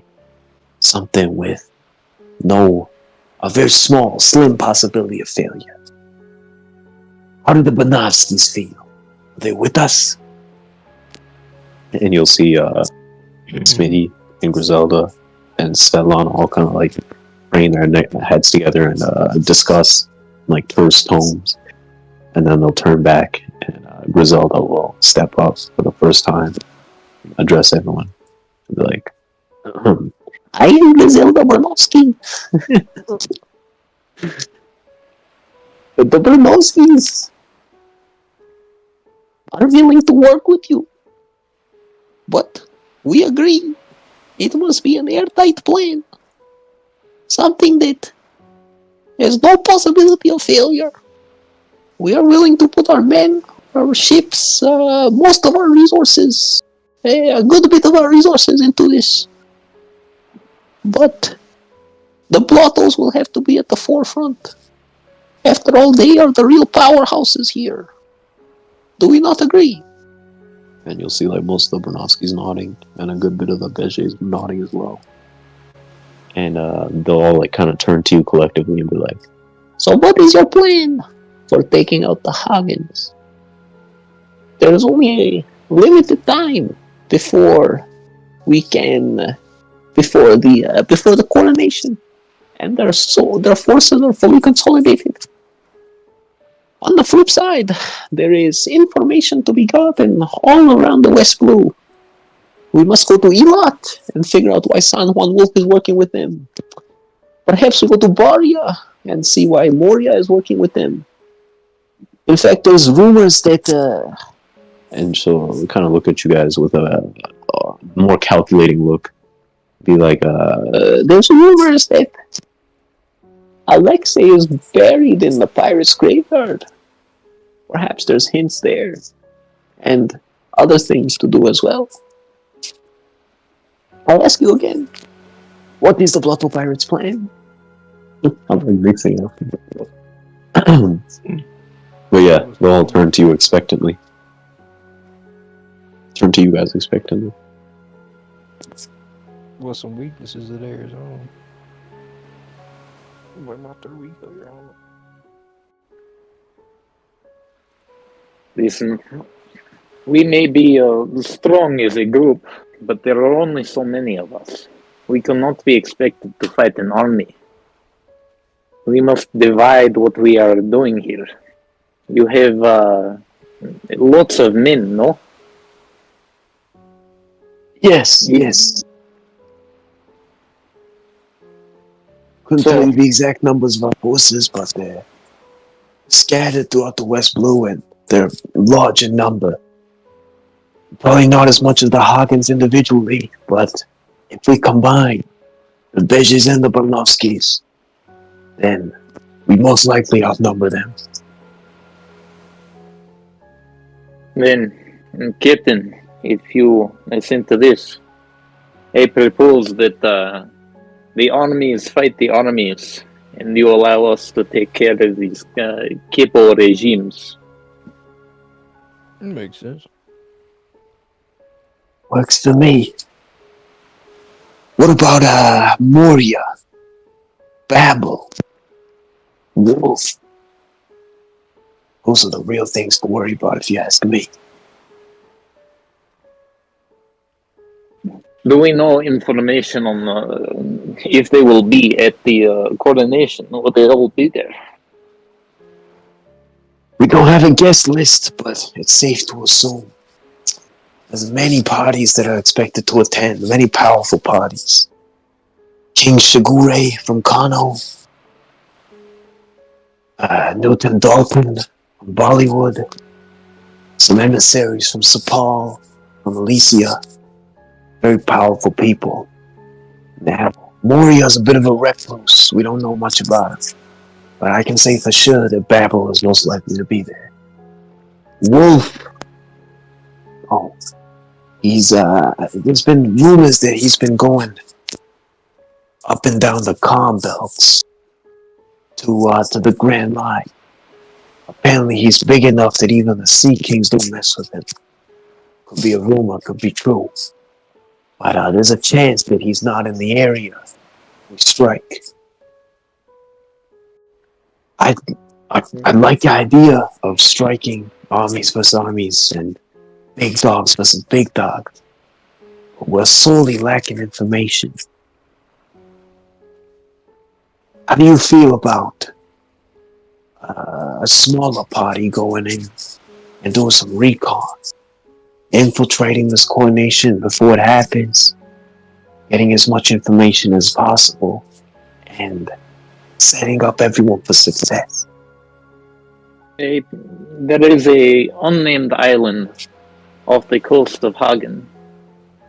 Perhaps we could meet there, send a scouting party to the main island, and develop a better plan from there.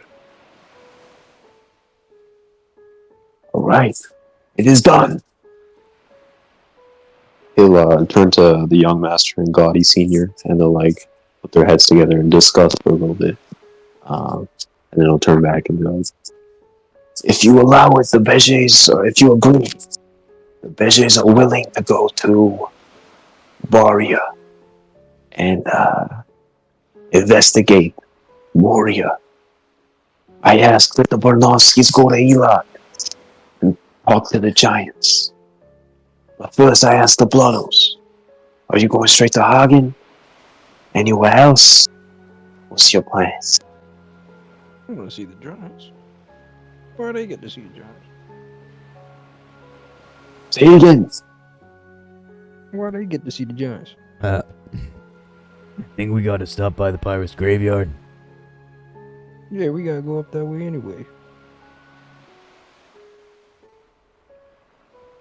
okay, so above table. Where is it all? Yeah, I'm about to lay it out. So the Pirates Graveyard is, if you guys pull up the sea charts again, Isn't that Juniper? Yeah, it's directly west of O'Hara, kind of between the Juniper and Alicia, although it's technically part of Juniper. So it's directly west of you guys, the Pirates Graveyard. Elot is closer to Baria. It's kind of in the southwest section of, or southeast section of the West Blue. From your coordinates that Murdoch received, God Valley is also somewhere in that vicinity. Yeah, so Pirates Graveyard and Elot are almost in opposite directions. And then obviously Hagen is close to Reverse Mountain. Better if we do Juniper and then straight to Hagen.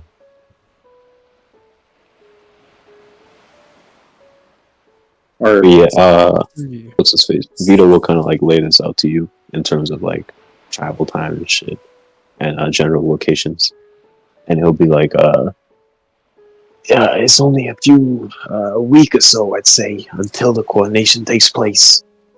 Only have so much time to get from here and there.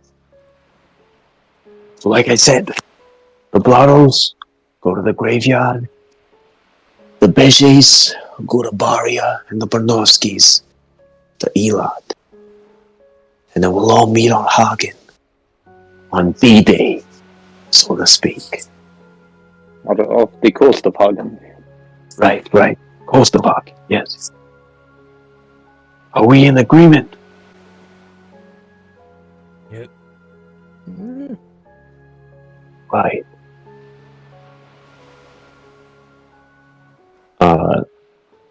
Yeah, he will raise a glass again and be like, Salud! Now, before this meeting adjourns, is there anything else that any parties would like to bring up? Any concerns? Comments? There is one thing that I must be let known. Off the coast of Hagen, there is a small village. It is hidden away from most things and disconnected. It is to be left alone and untouched. It is completely off limits.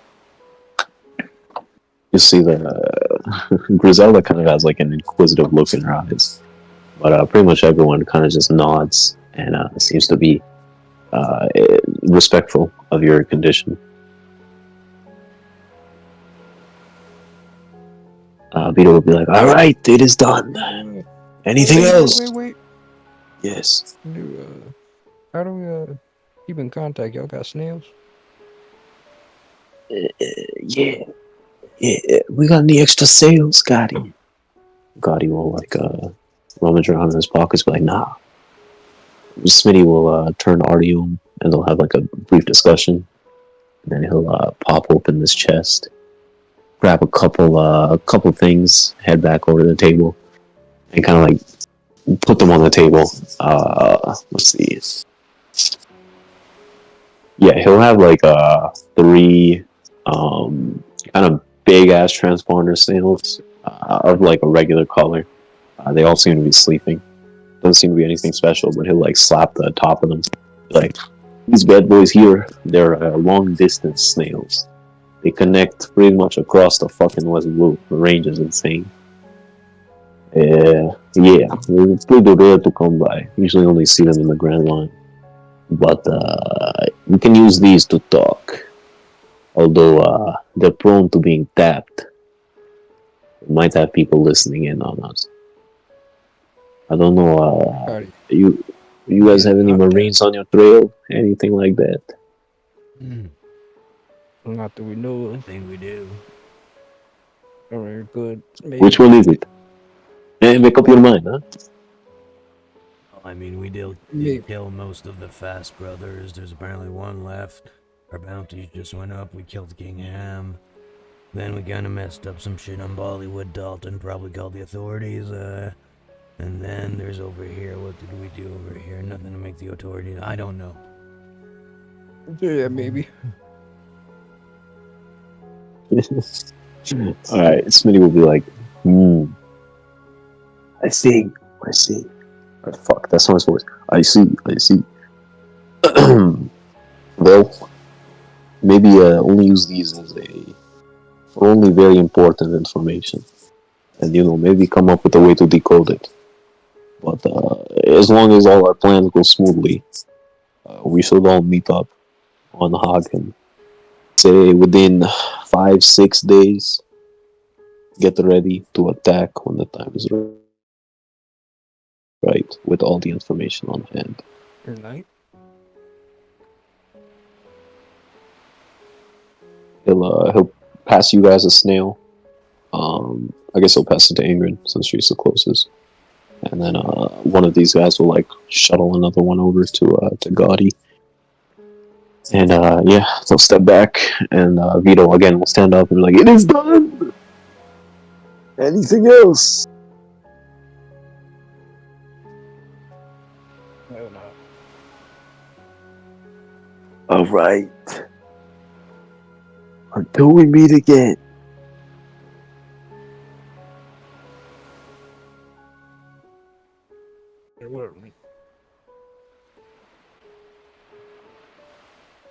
But yeah, It was like above table. Those some intense negotiations.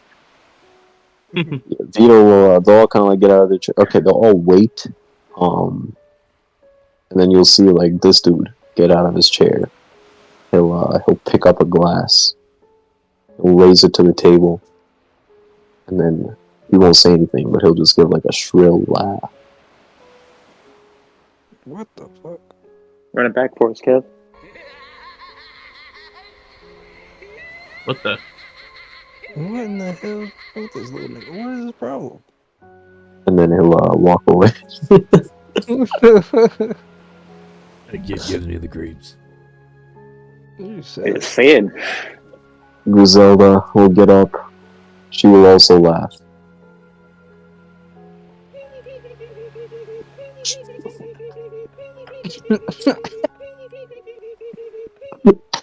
I guess we know where he got it from. And then she'll also walk away. And then everyone will kind of like slowly follow behind her. Yo, Captain, Smitty will stay there. Captain, you should get up and laugh and leave.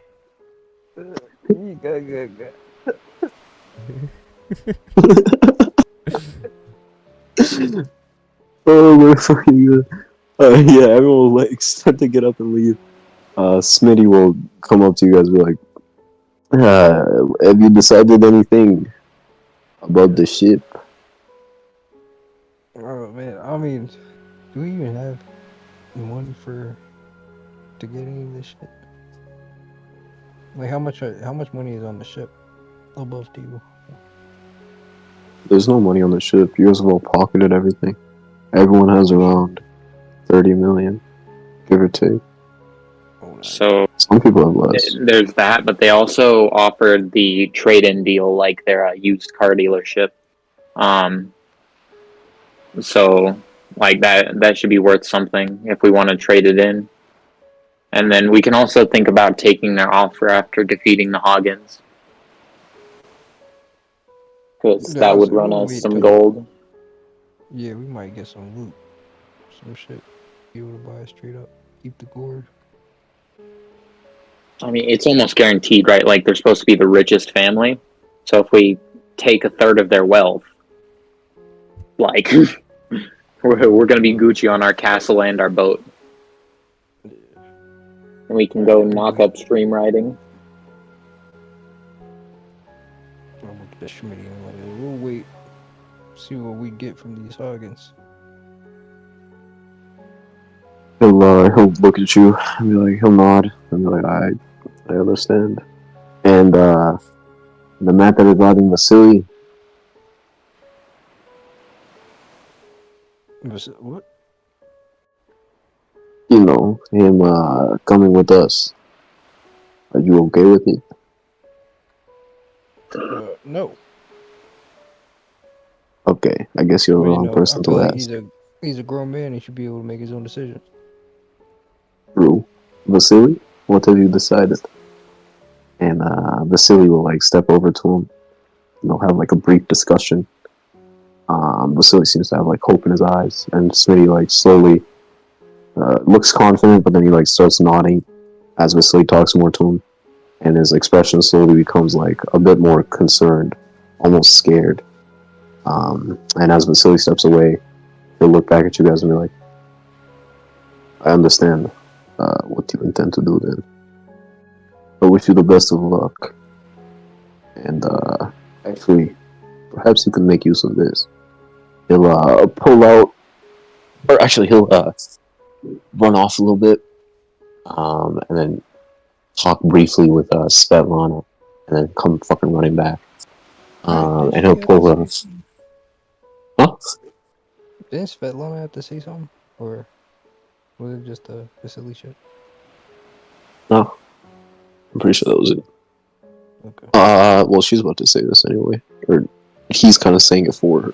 But he'll like bring out a small plant in like a very tiny little pot. With like a single black tulip growing out of it. It's like not that big. I'll say like 7 inches tall total. But yeah, he'll like pull this out and be like, Svetlana, she's a collector of sorts of antique, curious items, all types of things from all around the West Blue, even the Grand Line. She came across this and she was trying to convince Vasily to use it when he went to the pirate's graveyard. It seems like she anticipated he would end up going there. Maybe she knows something I don't. But she says that this thing right here, it allows you to talk with the dead. I don't know how. She says she got it from a place in the Grand Line. A place known as Kuraigana. But yeah, it's what you call a pop green. They're like a bunch of fucking strange plants popping up all over the Grand Line, different places, with very different capabilities.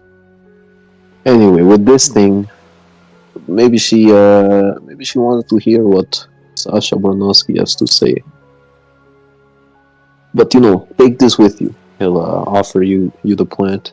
Be like, maybe you find a corpse in the pirate's graveyard that's worth talking to. I wish you the best of luck.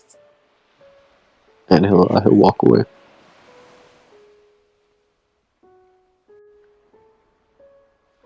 Alright, well, we're gonna. Yiga. Let's get the fuck out of here.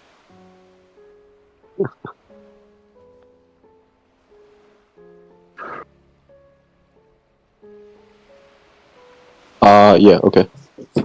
Alright, yeah, so everyone will kind of depart. You guys can leave as well. Is there anyone you want to talk to? Anything you want to do before you leave the ship for good? Yeah, matter of fact, you check on this fat I don't think so. He was talking crazy to Vasily. What'd you say? I want to check on this Svetlana woman. Alright. She was talking crazy to Vasily. I guess you can catch her like as she's leaving. She'll be like, "Yes, how can I help you?" You talking about musician? I guess your brother. But Yeah. he's a grown ass man. He does what he wants. He a pirate. Hey, listen. Maybe you should talk to Vasily. What our relationship is before you start shoving your fucking fat head in between. Yeah, listen. Practically raised him from birth. I can talk to him exactly all I want. I get what you saying. You his sister. Uh-huh. Yeah, still my baby brother. Nope. Grown ass man. He not a baby. You got any siblings, kid? I think. I can't remember. What? Yep. Okay, listen. I can see Vasily. You seem like a good influence on Vasily. He was kind of baby back before, but he seems to be stepping into his own. How about this? Heard about you guys going to the Pirate's Graveyard, and if you're able to come back alive, then Vasily's gonna be quite the man in the Barnowski family, at least. Until then, I'm gonna talk to him how I want. But if you come back, I'll treat him with more. She'll put air quotes up. Respect. Yeah, damn right. You need anything else? A nice soup, by the way. Yeah, whatever. Above table, Maze, you should maybe mention something to one of the Barnowskis about what you were hearing underneath the ship. Just in case, someone's trying to, I don't know, blow up one of our allies in this alliance. I figured I would have a plan for it if stuff started going south, but it never started having any bad things. I think they were bombs ready for us. I think it might be bombs that the Barnowskis don't know about. That blonde dude that we were told specifically is not good at fighting, but is good at doing little plans. If he's just waiting for them to sail off in the horizon and blow them up, that's a third of our alliance that goes. Hey, you know what? You're right. I didn't even think that it might have not been planted by them. Alright, I'm gonna catch this lady. She's walking out the door. Hey, you. Oh my god, what now? Can't you guys come together? Is it one after the other? Anyone else? Come on. Hey. Jesus Christ. Do you not want to know about the bombs on your rolling around on your floor or not? Eh? Huh? That will You catch your want to keep attention. going? You keep going. You keep going. Okay, I would hold appreciate it. on. I'm sorry. I came across as too much. You know, it's my bad. I've been drinking a little bit. Also, your friend over there, she was kind of cute. I was a little bit distracted. Listen, what are you saying about bombs? Are you aware that there is some weird egg bomb-looking things just rolling around under or planted under your table? What the? She'll like head over to the table, call over Artyom. I deleted his shit. Is this it? No. That's Wait, him. I think I see it. Give me a second. Oh. She'll call over Artyom, and she'll like tell him to fucking flip the table. And he'll pretty much single-handedly push this bitch. And she'll look at the flooring, be like, what bombs are you talking about? Point me to them. Where are they? Where? Nah, so are you claiming that these metal things are just gone now? What? Like, do I not see them? You never saw them. You felt them with like your magnetic presence, or you're reaching out magnetically. Oh, okay, so I didn't make visual contact with them. I'm only like, okay, No. okay, all right. Don't. I tell you there is bomb there, and you go stepping around like idiot. Step back. She'll fucking like jump up in the air and almost like float above the ground. She'll be like, quick, what bombs? I don't have time for games. Just step away. Let me take a look. Can I like roll investigation or something to try and like figure out why there's nothing here, despite the presence of them being there? Yeah. Give me investigation, sure.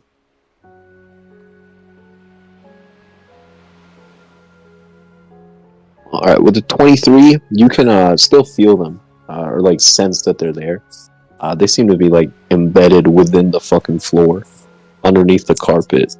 4 of them to be precise, in these specific locations. Which specific locations? Right here, right about here, right about here, and right about here. Okay. Yeah, I'm going to. I'll just make like 4 little clumps and float them above. Like 4 little clumps of sand and float them above, and be like, they are implanted here. Clearly, they are meant to be hidden. So, wait, is there like any way to get below deck, like that I can see? You can't see. You're gonna ask. It is their shit. Do you have a way to get below deck? I think they're implanted in the floor. And I'm gonna like pull up the carpet, I guess. Yeah, she'll look at you, floor look at the fucking. As you guys take off the carpet, there doesn't seem to be like any visual changes to the spots in the floor where these things are at. Svetlana will look at you and be like, the only thing that's underneath is this sea. We hollowed out the entire ship. Maybe these bombs are on the underside of the ship. Maybe they're buried within the hull. It doesn't make sense. She'll like step closer, but she seems to be hesitant to like try and disturb them in any way. She'll look at you, Ingrydd, and be like, "You're the expert here. How do we deal with these things?" All right. Everyone, just be still here. All right. Murdoch, do you think that the Gato would be able to take a look underside the ship? He's waiting for us outside, correct? He's in the tree. Above. Yeah, the Gato's in the tree. Wait, he's what? He's at the tree. Oh, shit. He's with the twins. Captain, how good of a swimmer are you? No, I'm pretty damn good at swimming. All right. I need you to, Okay. Wait, I actually think I have rope in my pack. so I can tie rope around you. I think. Let me check. Or does anyone have rope? Yeah, I got rope. I believe I do. I'm pretty sure. Yeah, everybody got rope. Yeah, I think most of us have like 50 feet of hempen rope. So I guess we can tie like 2 or 3 of those together and then tie them around Yiga. And send him out the window to go investigate. Yeah, I'm gonna take my suit jacket off. No, I don't have it. I thought I did, but I don't. Okay, so we've got 100 feet of hempen rope, unless I have 150 feet of hempen rope. I'm taking Alright. off the suede shoes. I'm gonna jump in the water. Alright, you going through this window? Are you going above deck or what? Yeah, our shipwright, who was a good swimmer, was here. I'll go above deck. I feel like that have better leverage in case anything crazy. Okay, so you guys are reeling him in from like inside here, or are you guys all going above deck? How's it like playing out here? I kind of want to keep an eye on the interior here. But I'm not sure. Could we hoist him from here? I was if you use I got rope, you can use like I basically got a bunch of rope. I think Murdoch said he got rope. Yep. I mean, You guys could have get enough deeper rope under that it it'll if we be. went from here. You guys have enough rope that it'll be like fine, pretty much either way. Like the ship is I'll say like 30 feet above sea level, like the top of the ship is, and you guys are much closer to the to sea level here. So you guys have enough rope that it doesn't really matter where you cast off from. I'm just asking for all your guys' locations. Okay, When this goes down. I'll say that I think the best idea would be to telepathically link all of us, which Murdoch can do. Yep. That way we can communicate and you don't drown, for one. But also, then we need to probably stay in here. That way I can monitor this side of this contraption. Like, just in case anything happens. Oh, I can do the men. I'm about to dive in the ocean. Alright, give me a perception check as all you guys are discussing these. Perception. Ooh, yay. I can use this. Fuck. 17. Onya, Murdoch, give me Yep. perception. I use Perception?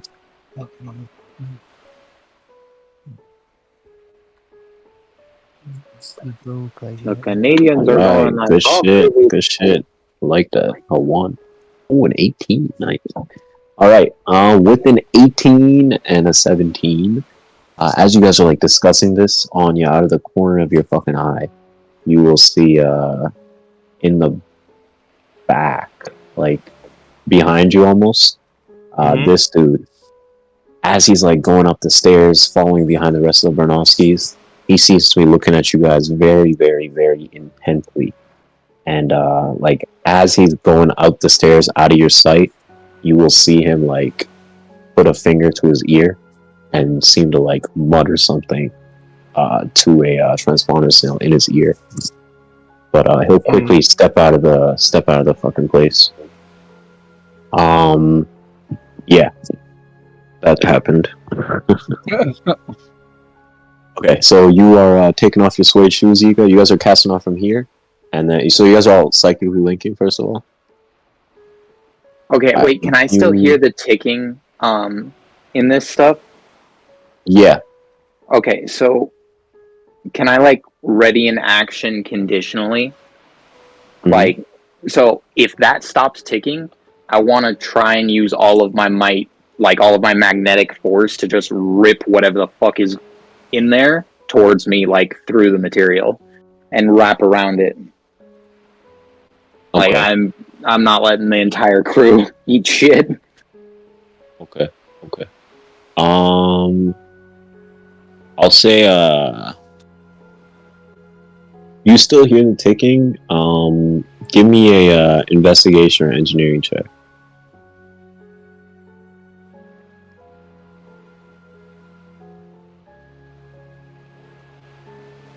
Want to use any strong wills, anything like that? You're welcome with the 12.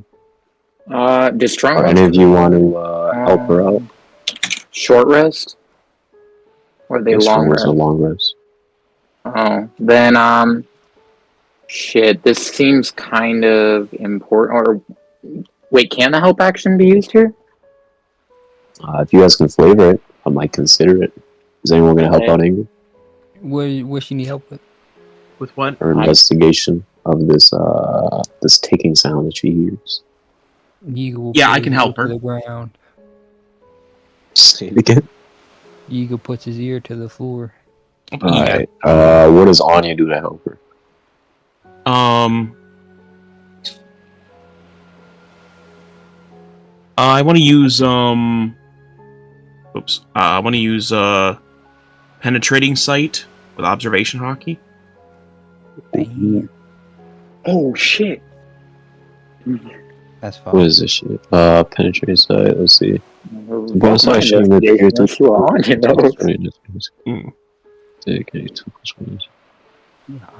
Okay. Well, this is enough that fuck the investigation check.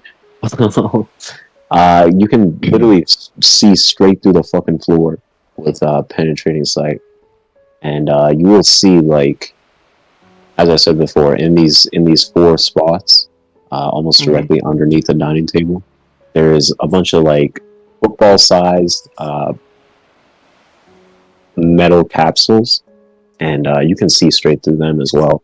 And you'll see a bunch of wires, a small, little clock type mechanism that's taken away, and a bunch of, it kind of looks almost like putty or clay, but it seems to be hooked up to these wires and the ticking or the clock mechanism as well. And by all intents and purposes, to you, this looks like a pretty powerful fucking bomb. And there's 4 of them. 4 of them, yep. There's 4 big bombs down there. They all have timers. Okay. Yeah, I'll say that coupled with that, you can reroll. You can use do the investigation as an action again, Ingrydd. Or you can re-roll investigation as if you had advantage. Yo, when Anya say that, I want to tell Svetlana and go get their Benovskis. Get the fuck off the ship. Everyone needs to evacuate. Everybody get off the ship. There's a bomb. There's bombs. Okay. With the 21, since you had a 17 in the perception, you also noticed the dude that Anya noticed. I'll say that as you notice him, like, putting a finger to his ear and talking into the earpiece, there's like a little fucking alteration, like a little hitch in the ticking sound that you hear, and it seems to be like it starts ticking again, but this time a little bit faster. I'll say like almost 1.5 times faster. So it's like after, what I'm saying is after he put his finger to his ear and said something, the ticking has gone that much faster. I'll say that what's up? I was just gonna say like something to them. The activation, they seem to be activated. We need to get them gone now. Just punch a hole in the ship and drag them out. I can hurl them far enough. Punch a hole? Alright. I mean, would that be safe? Would that be a good idea? So I knew exactly where they were, and so does Anya, so we can mark where it's next to it, right? Yeah. You guys can give me an insight if you want to know how safe this is. An insight into yourselves. A 10. You gotta know what is going on. A 23. Come on. Insight. Okay. 11. Okay, I'll say, what's up? I was about to say a 23 is enough, man. You don't need to use inspiration. Okay. With the 23, Ingrydd, while this ticking is getting faster, you Ingrid would realize that you don't really know how these bombs work. You can assume that they're on a timer system, but it's not necessarily safe to assume that physical discharge or like enough moving them around or jostling them, that might accidentally set them off as well.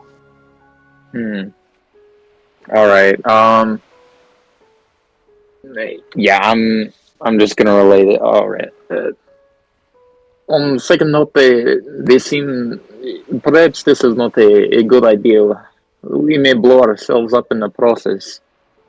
Should we at least get everyone off the ship? Yeah, let's do that. I mean, me and you at least should go on you, because at least Ingrid can fly. Me and you. Alright.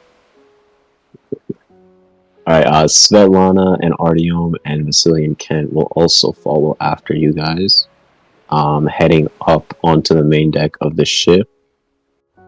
Did y'all make mention of the guy with the earpiece or no? No, I didn't mention it.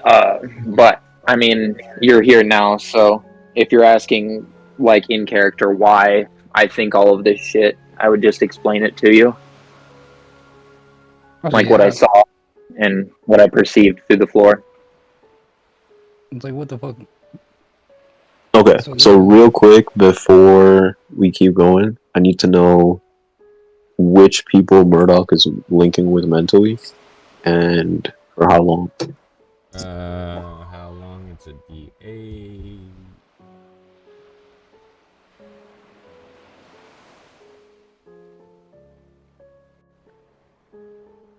Hours. Alright, and which people? Ingrydd, Onya, and Yiga. Ingrydd, Onya, Yiga. Choose one of them all. Okay, Are you allowed to link us with each other? Is that how this works? It's through me, but technically you can tell me something and I can just let someone else hear it. Yeah, that's how we've been doing it. Alright. Okay, yeah, 3 hours, Ingrydd, Onya, and Yiga. Alright, go ahead with what you were asking her, why she knows, or why she's saying all this. How do you even know there's bombs? What do you... Well, first, you know my thing about metal, yes? The bombs, they're metal. I can sense them. Sort of electro sense, if you will. And Onya confirmed it for us. I don't know how she did that, but I trust her, so. Well, yeah, they're like clocks and they're like stuck in some putty or something. Well, did you guys see anybody suspicious? Anybody look? Yeah, there's that redhead guy. I also saw him as soon as he whispered something into his ear. The clocks. I think he has one of those small transponder snails. Y'all get all this shit. I'm gonna go look for his ass. No, y'all see which way he went? Up those stairs over there. I'll like point at the ones he went down. And I'll also tell him what he looked like. He was the one in the red hair. Damn, why can I never remember names? All this history and never the names. But I don't know. I'll like describe him. Alright, yeah, I'll head off. Yeah, you guys don't know what's in. Red hair fella. Okay, so I wasn't being bad about it. Okay, yeah, so you guys are pretty much all going on to the... Let me just copy these really quick. You guys are all going on to the... Pretty much everyone except Ingrid is going on to the main deck of the ship. Is what I'm hearing. What are you doing, Ingrid? I'm not sure what we should do about this. Should we just let the ship sink, or should we try and save their ship? We should definitely try to save their ship, but we can't. We at least get everybody to fuck off this job. I mean, I can always just force them into the sea once we get it off, but like that would leave 4 massive holes in their ship and start sinking it. Didn't Onya go above deck, or did I have to help Ragnar with something? I mean, help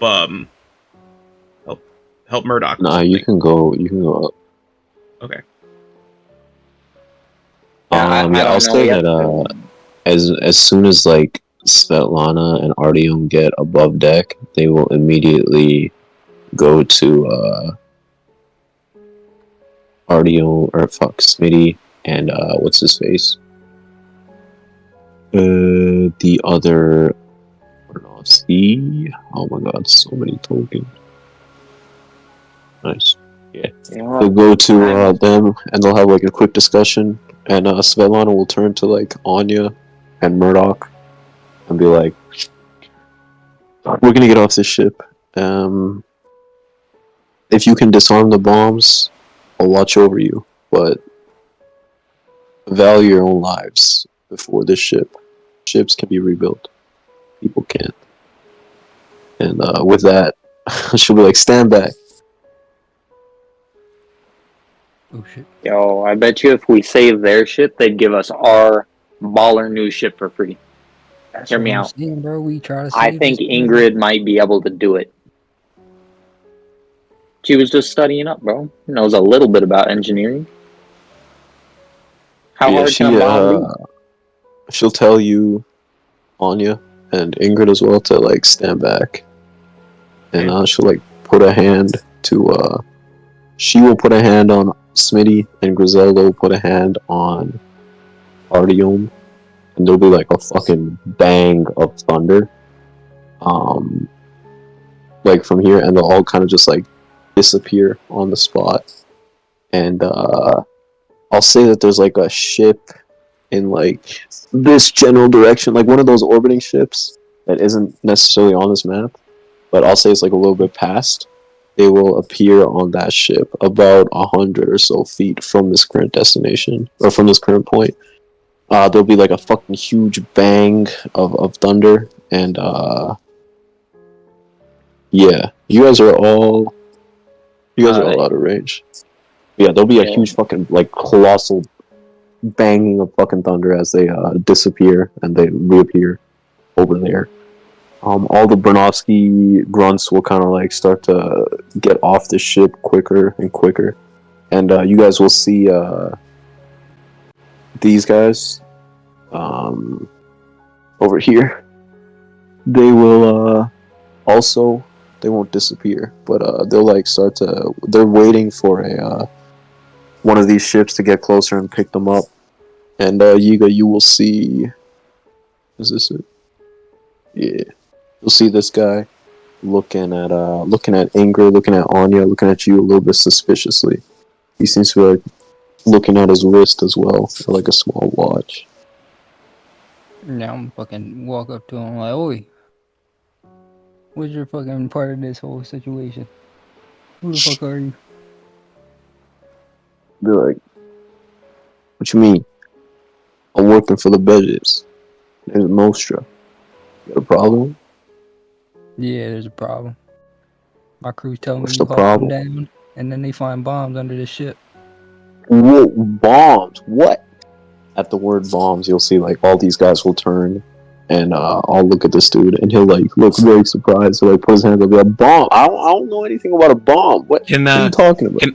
Can I attempt a sleight of hand and take his little Denden Mushi he had? Ooh, that is going to be very difficult. I'll let you attempt it. Oh. I'll say it's going to be a pretty high DC though. Oh, really?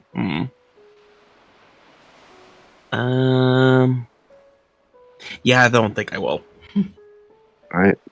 He will like look at all you guys and be like, I didn't do any. What are you talking about? Your name, man. What's your damn name? Nostra. Nostra. Where are you from? Alicia. The time we discovered the bombs, you were communicating to someone with a small Denden Mushi. My crew see you're applying some spy shit. And I don't like that.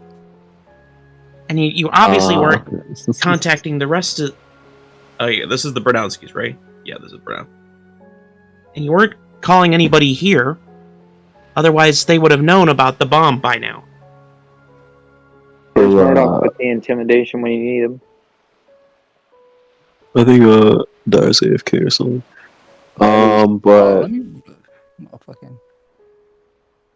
yeah, you'll see like a sweat drop going down this guy's face as Onya is talking to him, and he'll like slowly reach towards like a finger on. You guys can see he's like slowly reaching towards his ear, and you guys can see it from your perspective. Sure enough, there is an earpiece. These guys haven't noticed it yet. They're kind of just like looking in shock a little bit and like talking to each other. But he's like slowly putting a finger to his ear. Can I use like a athletics or acrobatics check and swipe it from him? Yeah, I want to slide it in his fucking. I want to grab his fucking hand. Yeah, you guys can. You can either one of you guys can do a sleight of hand, and the other can help that person. You'd have to flavor it, or you guys can both attempt sleight of hands. Okay, Yiga, let's do this. Alright. Mickey Ficky. We go. Alright, Anya swipes, and it's not quite enough, but Yiga, you like as he kind of jerks out of Anya's reach, you're able to snatch that shit straight from his ear. And what are you doing with it? He'll like look at you indignantly and be like, "Hey!" I'm gonna jump back, put this shit in my ear. I'll tap. Who the fuck is this? It's like 55 in the morning. Okay, let's see. Okay, I'll say that. Okay, this is all gonna kind of happen at once, almost. But as you step back and put your finger up to it, this guy will like turn to all you guys and then just like turn tail and pretty much just jump off the fucking ship. I'll say that if you guys want, you get opportunity attacks. Specifically, oh yeah, Onya, definitely. Pretty much Onya. These guys aren't gonna take them. So, and I can use anything basically. You can do any attack, any melee attack. Oh, a melee attack. Okay. Yeah, no spells. No fireballs. All right, I use my knife and try to stab him in the back as he's running. All right. Roll that attack. I'll say you can get advantage on this. The dagger advantage. Okay. Yeah. That was just damage. Yeah, you gotta click the dagger part to actually roll the attack. Oh, the dagger part. Oh. Yo. 17 will hit. Roll the damage. Oh, now I have to do the damage? Okay. Yeah, you can just click the dagger in the chat. There we go. Alright, 4 piercing. Alright, you will hit him for 4. You will like nick him across the across like the shoulder blade as he runs. And he'll fall into the ocean, but there'll be like a trail of blood from where you cut him. And then he will like swiftly start fucking swimming. As this is happening, Yiga, in your ear, you will hear the voice of you'll hear a voice. Give me a perception check. Percent. Alright. All of us perception? No. You will hear a voice. A voice will echo through the din-din, a little bit like tinny, almost as if it's far away. There's like a lot of static too, as if there's like a lot of interference. But it'll be like, say the word. We're ready to blow it up. Just say the word. The code word. Say the word. Mission's off. What? Oh, come on, Yiga. What are you doing? Don't blow up the ship. Huh? Don't blow up the ship. Just say a word. You're gonna do that. Abort. What's the key word that we gave you to identify yourself to us? I don't trust you. Purple steak sandwich. Alright, I'm blowing this bitch up, and the connection will immediately cut off. Everybody jump the fuck off this bitch. Okay. I'll say that, like, as this is happening, these guys are also going to, not necessarily disappear in a flash of lightning, but they're gonna fucking jump off the ship as well. They're both, like, cradling, the young master, and they will start swimming. And Ingrydd, you will hear, if you're still, like, actively listening to this ticking, you will hear the it gets like louder as this ticking almost like fucking doubles in speed. Like this is getting very, very, very close to blowing up, so it seems.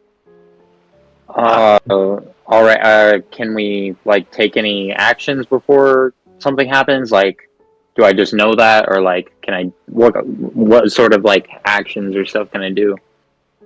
I will say you guys will have a minute until these bombs explode. So, 10 rounds worth of actions. You could use this time to get away from the ship and probably get a safe distance away. You do have some devil fruit users to watch out for. Or you could try and disarm the bombs. But either way, you will have a minute. I mean, for me, it's pretty easy. I can tell Onya to jump on my back, use my fishing rod to, like, come hook myself on the mast of the ship. Aren't you a devil fruit user too? Yeah, that's why I'm using my fishing rod to hook myself on the mast of the other ship and swing myself on it. Alright. Fucking spiders. Alright, so you guys are abandoning ship? Or what? Yeah, we are the devil fruit creatures that cannot fly. Ingrydd has Ingrydd has to start worrying in 50 seconds. We have to start worrying now. I'm yelling to Kent and Vasily, yo, jump. Get the fuck off this show. They will follow disarm them? They'll stop. They fucking said a ship could be built again. We got. Alright, they'll jump.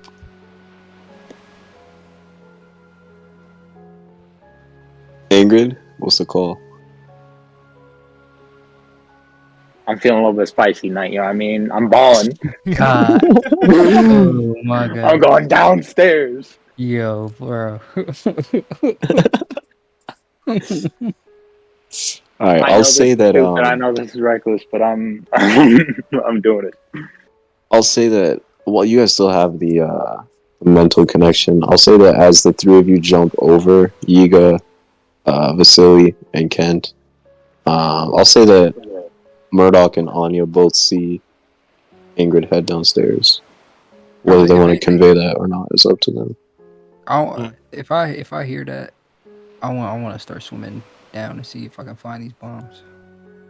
Yeah, I mean, I can let Yiga know that Ingrydd. Alright, now we're talking. Alright, so I'll put Ingrydd back on this map. It'll be pretty much fucking empty now. Alright. Yeah, I've got a system for it. Just let me know when I can start, you know. Okay, alright, so I'll say that, here, let me pop up this thing. No, not that thing, this thing.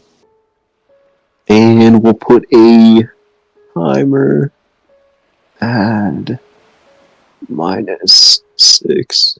Oh, wait, minus, what is it? Each round is 6 seconds, right? -6. Add. Fuck this. This will be at 60. And then it should work. Wait, I think I need to add something else. Nice. Actually, let me clear this and then just do this. Okay, so 60 seconds, with your movement, you get down here. This is your first turn of 10, I guess. I'll say the time it'll take Yiga to swim down to where the bombs supposedly are. It'll be since he doesn't have much experience swimming, it's gonna be tough for him to navigate. But if there was some way for him to be able to navigate, then the time it might take him to get there would be shorter. I don't know if you guys have any ideas for that. But otherwise, Ingrydd, you get down here, first turn of 10, what are you doing? Alright. So, I still had my exact marker on where they were, right? Yeah. So, I'm gonna go to this. Can you mark where the closest one is again? Sorry, Yeah, I actually can. Let me just draw some it'd shit. be easier. I was like, yeah, you put some permanent stuff down. An X there, an X here, an X there, and an X here. Oh, perfect. Alright. I'm going right here. Or like in one of these squares, wherever, like I'm punching down onto this thing right in between the two of them. So I won't make any contact with the bombs, but I'm just punching a visibility hole down into them. Because this can't be rounded off, right? Like there's a table in here.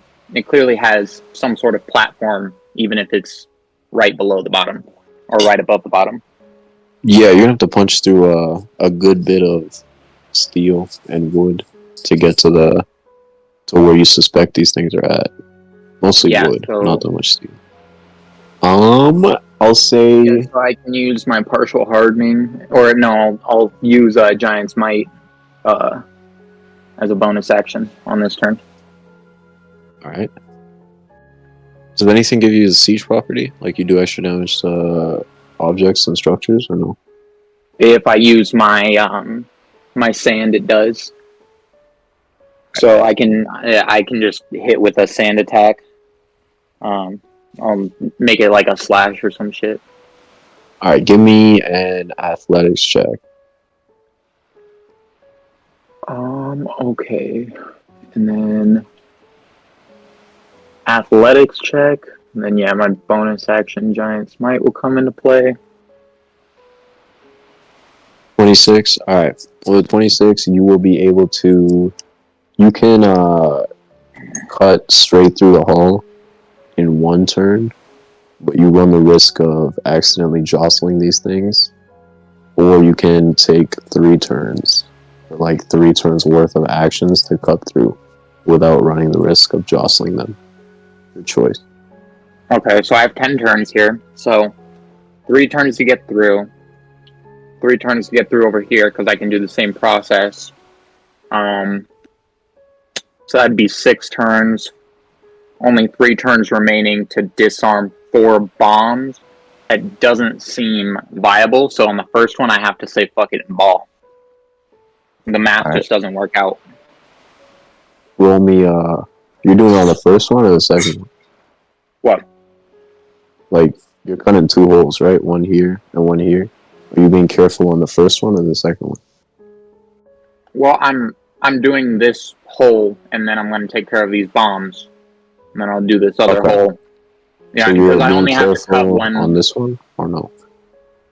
Well, I'm trying to get through it in one round because if I do the 3 rounds thing on both holes that I need to make, because I only need to make 2 because the bombs are angled with each other. Yeah. All right. Roll me a 1d100. Fuck, bro. I believe in the heart of the cards. I'll give you my energy. Also, wait, before you roll, okay. Alright, with a 96, goddamn, you cut straight through these things in a matter of seconds. With 54 seconds left, I'll say that, like, you cut through the hull, pretty much, and seawater starts to, like, seep in a little bit into this dining room. The ship starts to, like, almost imperceptibly shrink a little bit more. You cut in, and you can kind of see, like, bulging out from the layers. Sorry? Wait, I cut through both layers?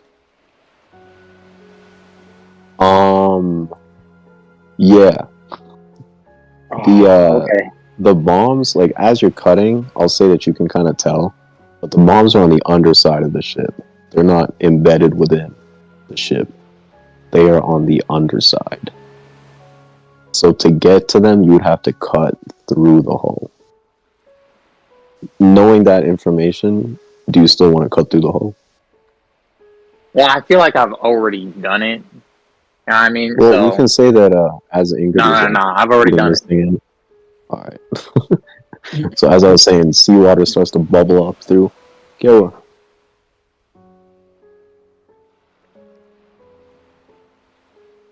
I just wanted to make sure I was clear on the situation. Make sure my imagination was going right. I thought these things were like in an in-between layer. Between the very last layer of the ship and the bottom of it, you know what I mean? Or in the... Under that bit. Yeah. I didn't know they were on like strapped to the bottom where I wouldn't have tried. I was like, shit, I can get into these little compartments like a little carpenter, try and disarm them. Yeah, I went underwater just in case. Trying to get these bitches. Yeah.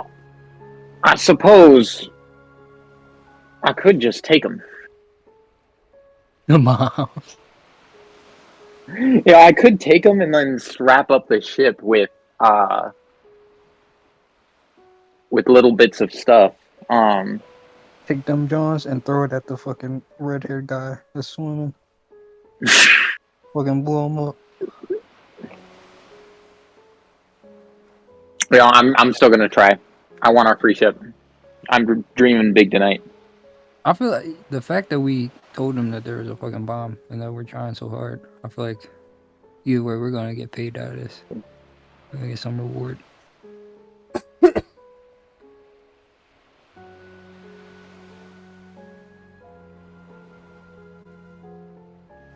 This shit has been tense. My god.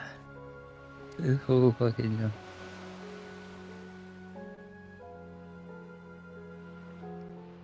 Alright. I wonder if I can reach these. You know what? You might be able to get 2 of them. I could get 2 of them before it starts.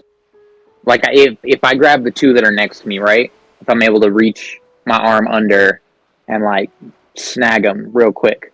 Mm-hmm. And then I start, like, trying to, like, I don't know, board up the ship, like, plug the hole. It might work. You know what I mean? I think it worked a shot. And then, I don't know, you could swim around, try and get the other 2. And then, bro, I at that point, we save your life, we save your boat. You gotta give us all the work for free, bro. Come on. The ship, the castle, I want to see it, bro.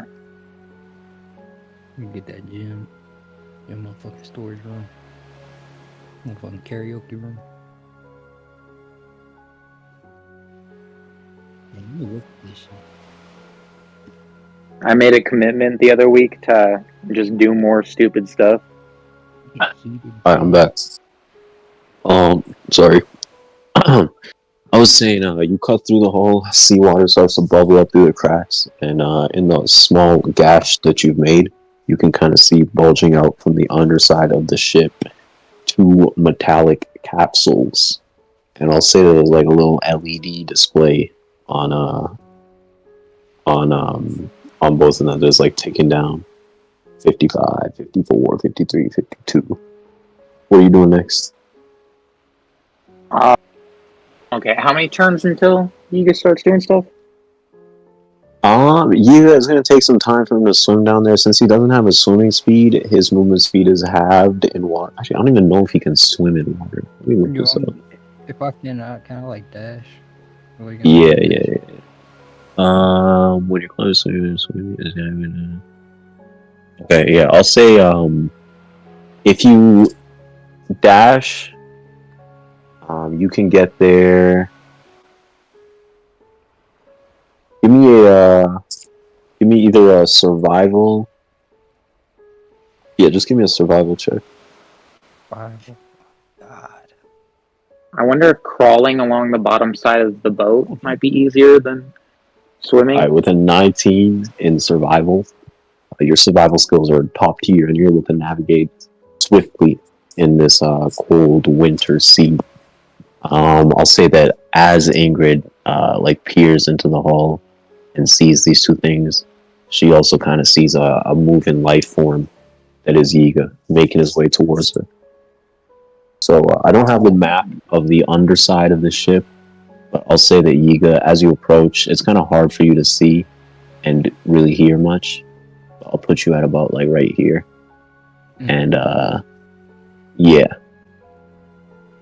How you guys communicate? You guys will be able to communicate through Murdoch, but what you say and what you do is time is of the essence here. What do you guys do?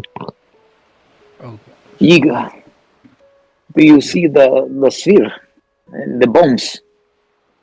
I think I can. I see the beeping and flashing. Yeah. Do you, which side is the front side of the ship? Oh, Because, like on this I guess map. this side. Okay. So I'll like communicate through Murdoch or whatever. Like this. Wait, what was it? Oh, get the bombs on the front side of the ship. I have these. Right. Got it. All right. And yeah. So is it my turn to use an action again? Yeah, you guys will both get an action. Sick. Then I'm going to try and grab both of them if I can, but I guess, or actually, no, I'll just try and grab the one by like reaching my arm in real quick. Actually, I didn't increase my size earlier, so I'll be able to like palm this thing. You know what I mean? And then I won't have to dip as much percentage of my mass into it. Okay, I'll say that real quick, above table,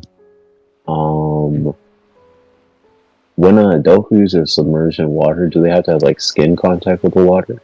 Or how does it work? Like, let's say they're wearing boots and the boots are on the water. Do they still suffer the effects or what? In One Piece. Sure. Yeah. I mean, I don't think it's anything.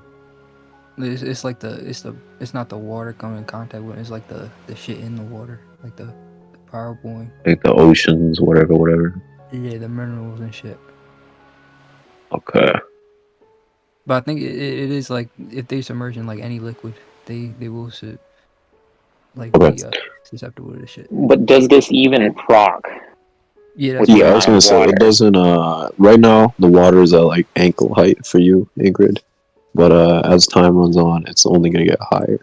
So you'll be able to do whatever you want, pretty much as you please. But pretty soon it's gonna be at your knees, and then your waist, and then Yeah, so I'm like kind of bending down and like reaching under to try and like palm one of these things, like an egg in my hand.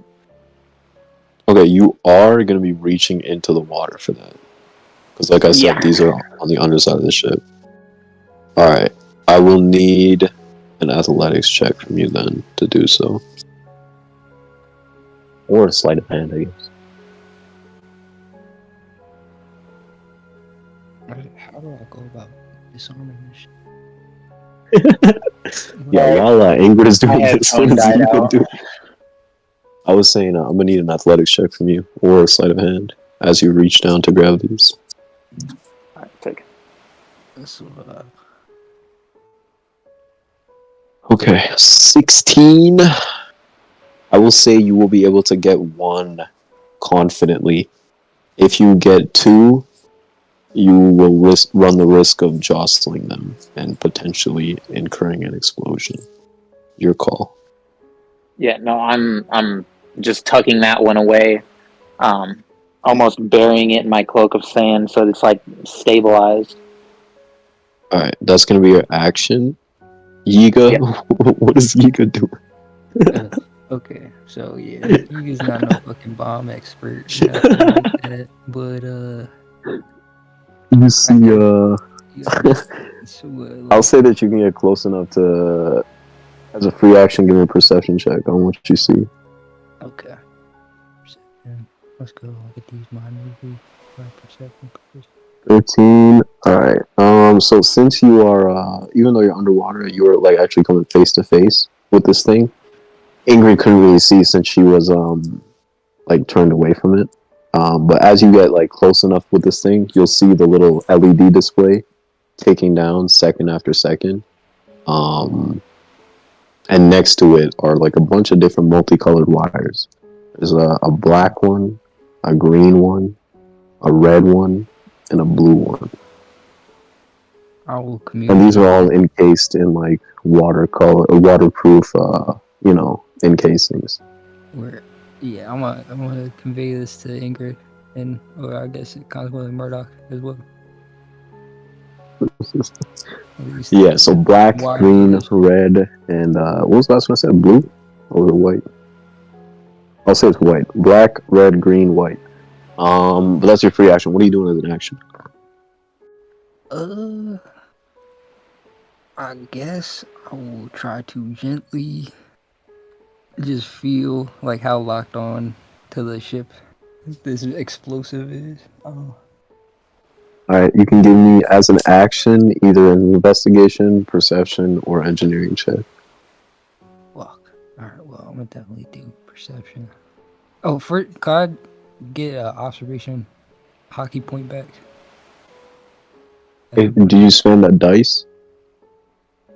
Yeah, I have one dice left. Oh yeah, then you can do it as a reaction, spend the dice and get a point. Okay, yeah. I want to do this shit at advantage. Alright. Advantage, perception. Fuck you. Alright. The 21, good shit. The 21, you will notice that this thing is attached pretty securely with like a bunch of metal screws attached to some plating and then the bomb or whatever. But you get the sense that with enough maneuvering, you should be able to remove these things very, very carefully. Okay, I want to start to do that as quick as possible, and I guess that's my turn. Alright, so the timer will tick down to 48. And we'll go to Ingrid. What are you doing with this one that you tucked away? You can take a look at it and see, again, the LED timer, and then a black, red, green, and white wire. Yeah, I don't know. I wasn't even planning on taking it out to see it. I'm going to try and go for the other one with a similar maneuver I went to last time. Just trying to grab it. What roll? Give me another athletics. Oh, okay.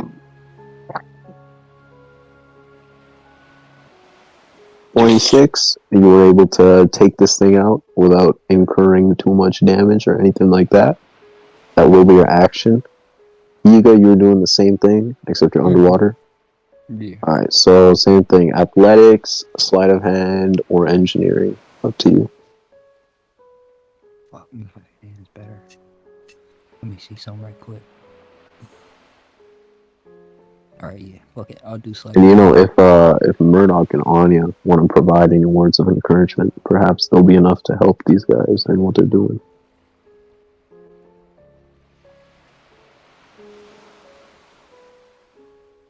Yeah, so, yeah. Hmm. Fucking fill Yiga with determination. Alright. Sleight of hand works. You were able to dislodge this bomb from the ship. Oh shit. Alright, yeah, I'll just let that shit gently descend into the water. Nice. Alright. It starts to sink. The beeping or the red flashing following you. Or not following you, but slowly moving up. You said my movement is still half, right? Yeah, but it's enough to get to the other bomb.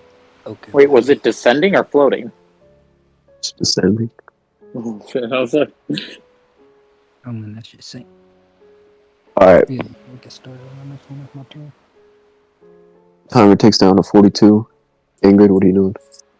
2 bombs out of the water. Water is quickly rising, though. It's at about shin height. I was actually wanting to use my movement on my last turn. Okay. So can I just haul ass up the stairs? Wait, let me see.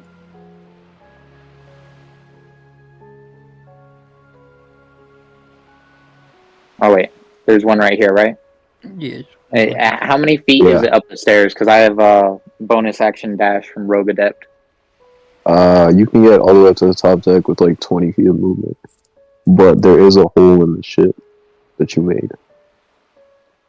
Yeah, no. So I'm going over there and I'm gonna go up the 20 feet and then I'm going to continue to run until I get to like the edge of the ship near the Bernovskis and yell at them to, that we need like emergency repairs. Hey. Okay. Bernovskis are pretty far away. I'll say that to get to that point, because you are, yeah, I'll show you. But you're going from 20 feet to get from here to like main deck. And then the Bernovskis are in this direction at the forefront of the ship. I don't know the nautical term. But they're also like 100 feet out. So you're gonna have to run all the way over there, and then probably run a little bit more to be able to accurately, hear them and shit. If only there was another way of communicating with them. Yeah, or actually, no, we have who? No, I have the fucking Den. I'm a retard. But anyways, actually, but I don't have an action to use it, right? Or what kind of action is it to use the Den? An action.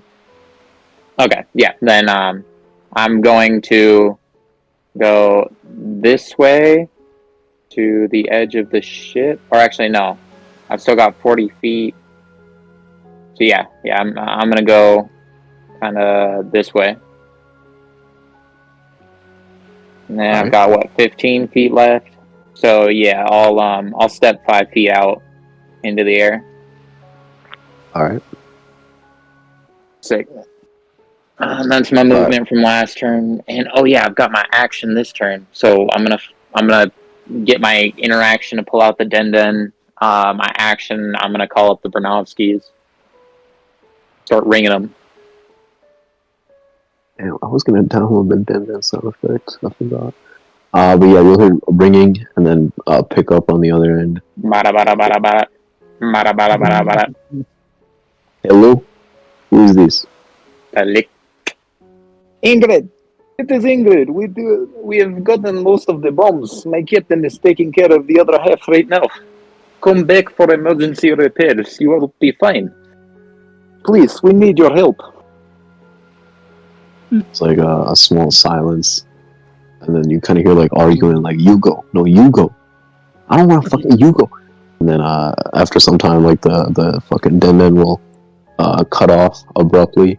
There'll be a fucking massive boom, and at the forefront of the ship, in like a fucking swirl of lightning and thunder, you'll see Svetlana appear, and she'll start like running over to you.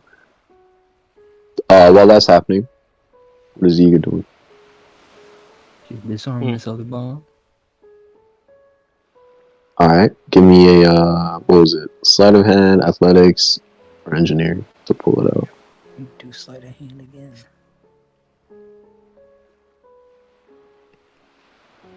Oh my, thank the Lord Jesus. Damn. Alright, with a 25, again, you were able to deftly unscrew this thing. And are you keeping it with you, or are you letting it fall? What are you doing?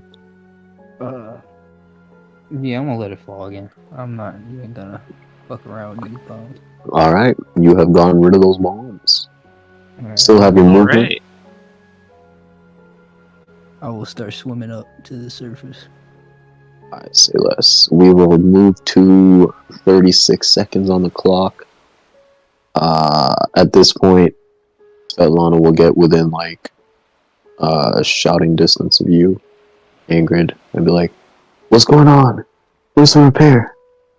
Below deck, there is a minor hole. Alright. She will begin to head down. What are you doing? Wait, Shit. I've got 15 feet fly. And then I can double that with dash, add another with bonus action dash. So I can get 45 feet out. Yeah, I'm just gonna blitz my way out there as far as I can get in half the time remaining, and then start going back.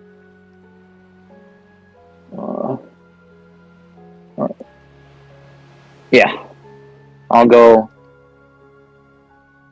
start just hauling ass all the way over here. Okay. Linebacker style. That's your action. Alright, Yiga, as you're swimming up, give me another survival check. Fuck. Okay. Alright, with the 13, it's going to take some time for you to surface. I'll say 2 rounds for you to surface. Yeah. Alright, Svetlana is, I'm not going to do anything for her, but she is doing some rapid repairs. 30 seconds on the clock. Yiga is still swimming. Ingrydd, what are you doing? Yeah, I'm going another 45 feet. I guess I can keep moving myself off the map, but it's just another 45 feet that way.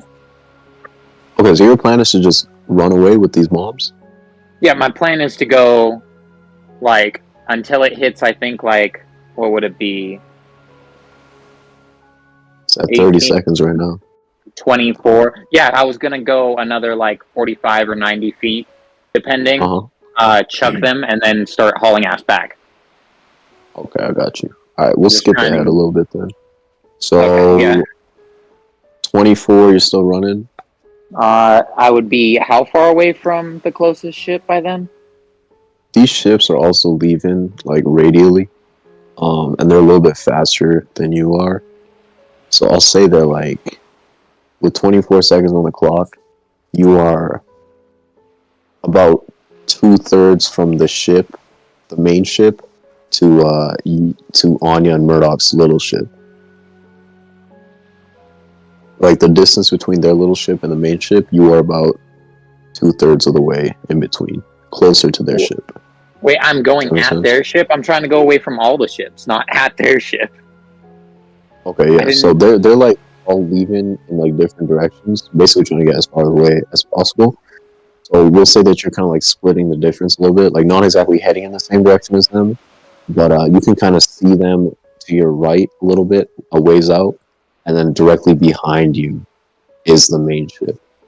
All right, yeah. I guess I'll go one more round of dashing for 45 feet to get firmly out of range. And then, yeah, what's Yiga doing, I guess? Or wait, is Yiga good now? Yeah, I'll say at this point, Yiga's able to surface and then just like, I don't know, breaststroke his way out of there. All right, yeah. So I'm gonna chuck both of them super hard. All right, straight up, straight down. Which way? Out further, the same way I was going. All right, bet. Like just a horizontal, like football throw. Yeah, you don't need to make a check for that. Yeah, you can chuck them both. And yeah, you can make your way back to the ship. I'll say that like at the time of about 6 seconds, you can make your way back. You'll see at this point, Yiga, Vasily, and Kent are a ways away. The farthest is probably Murdoch and Onya because they're directly on a boat, and the ship is pretty much damn near abandoned. No one else is on it.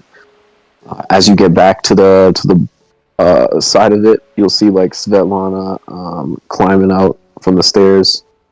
She's like wiping her fucking brow. She'll look at you and be like, "Are the bombs dealt with?" I think so.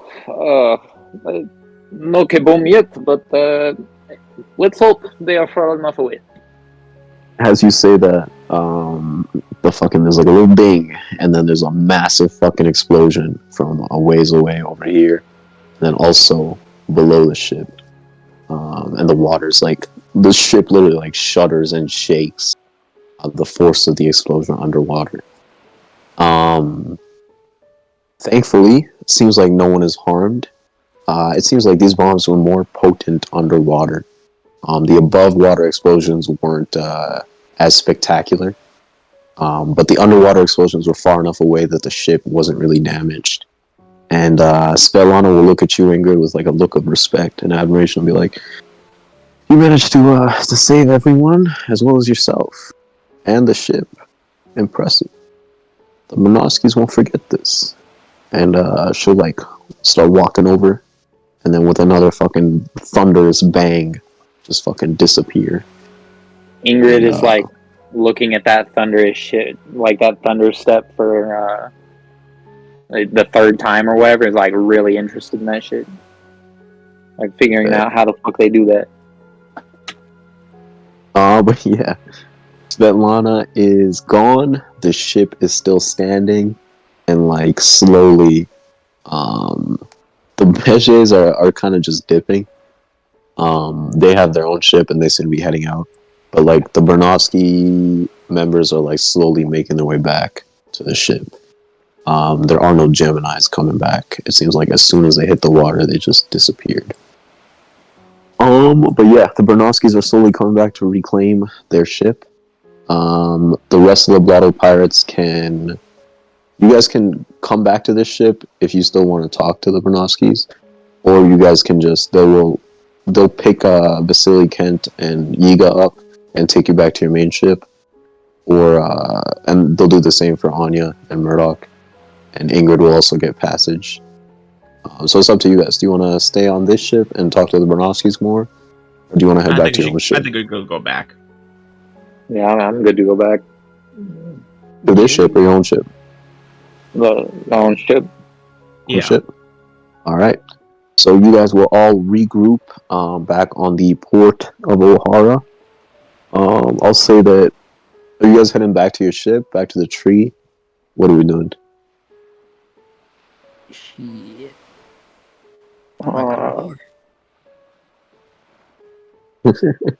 He might go where? O'Hara, I guess. Might go for a bar, go to the bar. We'll celebrate. Yeah, as we get back like together, me and Yiga, I'm gonna go, Captain, that was spectacular. That was amazing. Great work, Ingrid. Give me the old, you know that meme where it's the two arms grasping each other, doing the flex? Fucking Arnold John. Yeah. Oh my god. Nice. Alright. Shit. Yeah, so it's up to you guys. We're probably gonna end the session here. Let me stop this fucking music. Yeah. But what you guys decide to do next is up to you. You can go back to the ship, back to the tree, go celebrate. Either way, we'll pick back up next week with what is next for the Blotto Pirates. A pretty fruitful negotiations for you guys. You guys have procured some land, some business deals, curried favor with the Bernovskis and the Beges, and done some quests of your own. Pirate Graveyard is seemingly what's next on the list for you guys. But we will pick back up next week. Same time, same place, same people. And yeah, we'll see you then. Thank you guys for playing. As always, it's a pleasure for me every day or every week.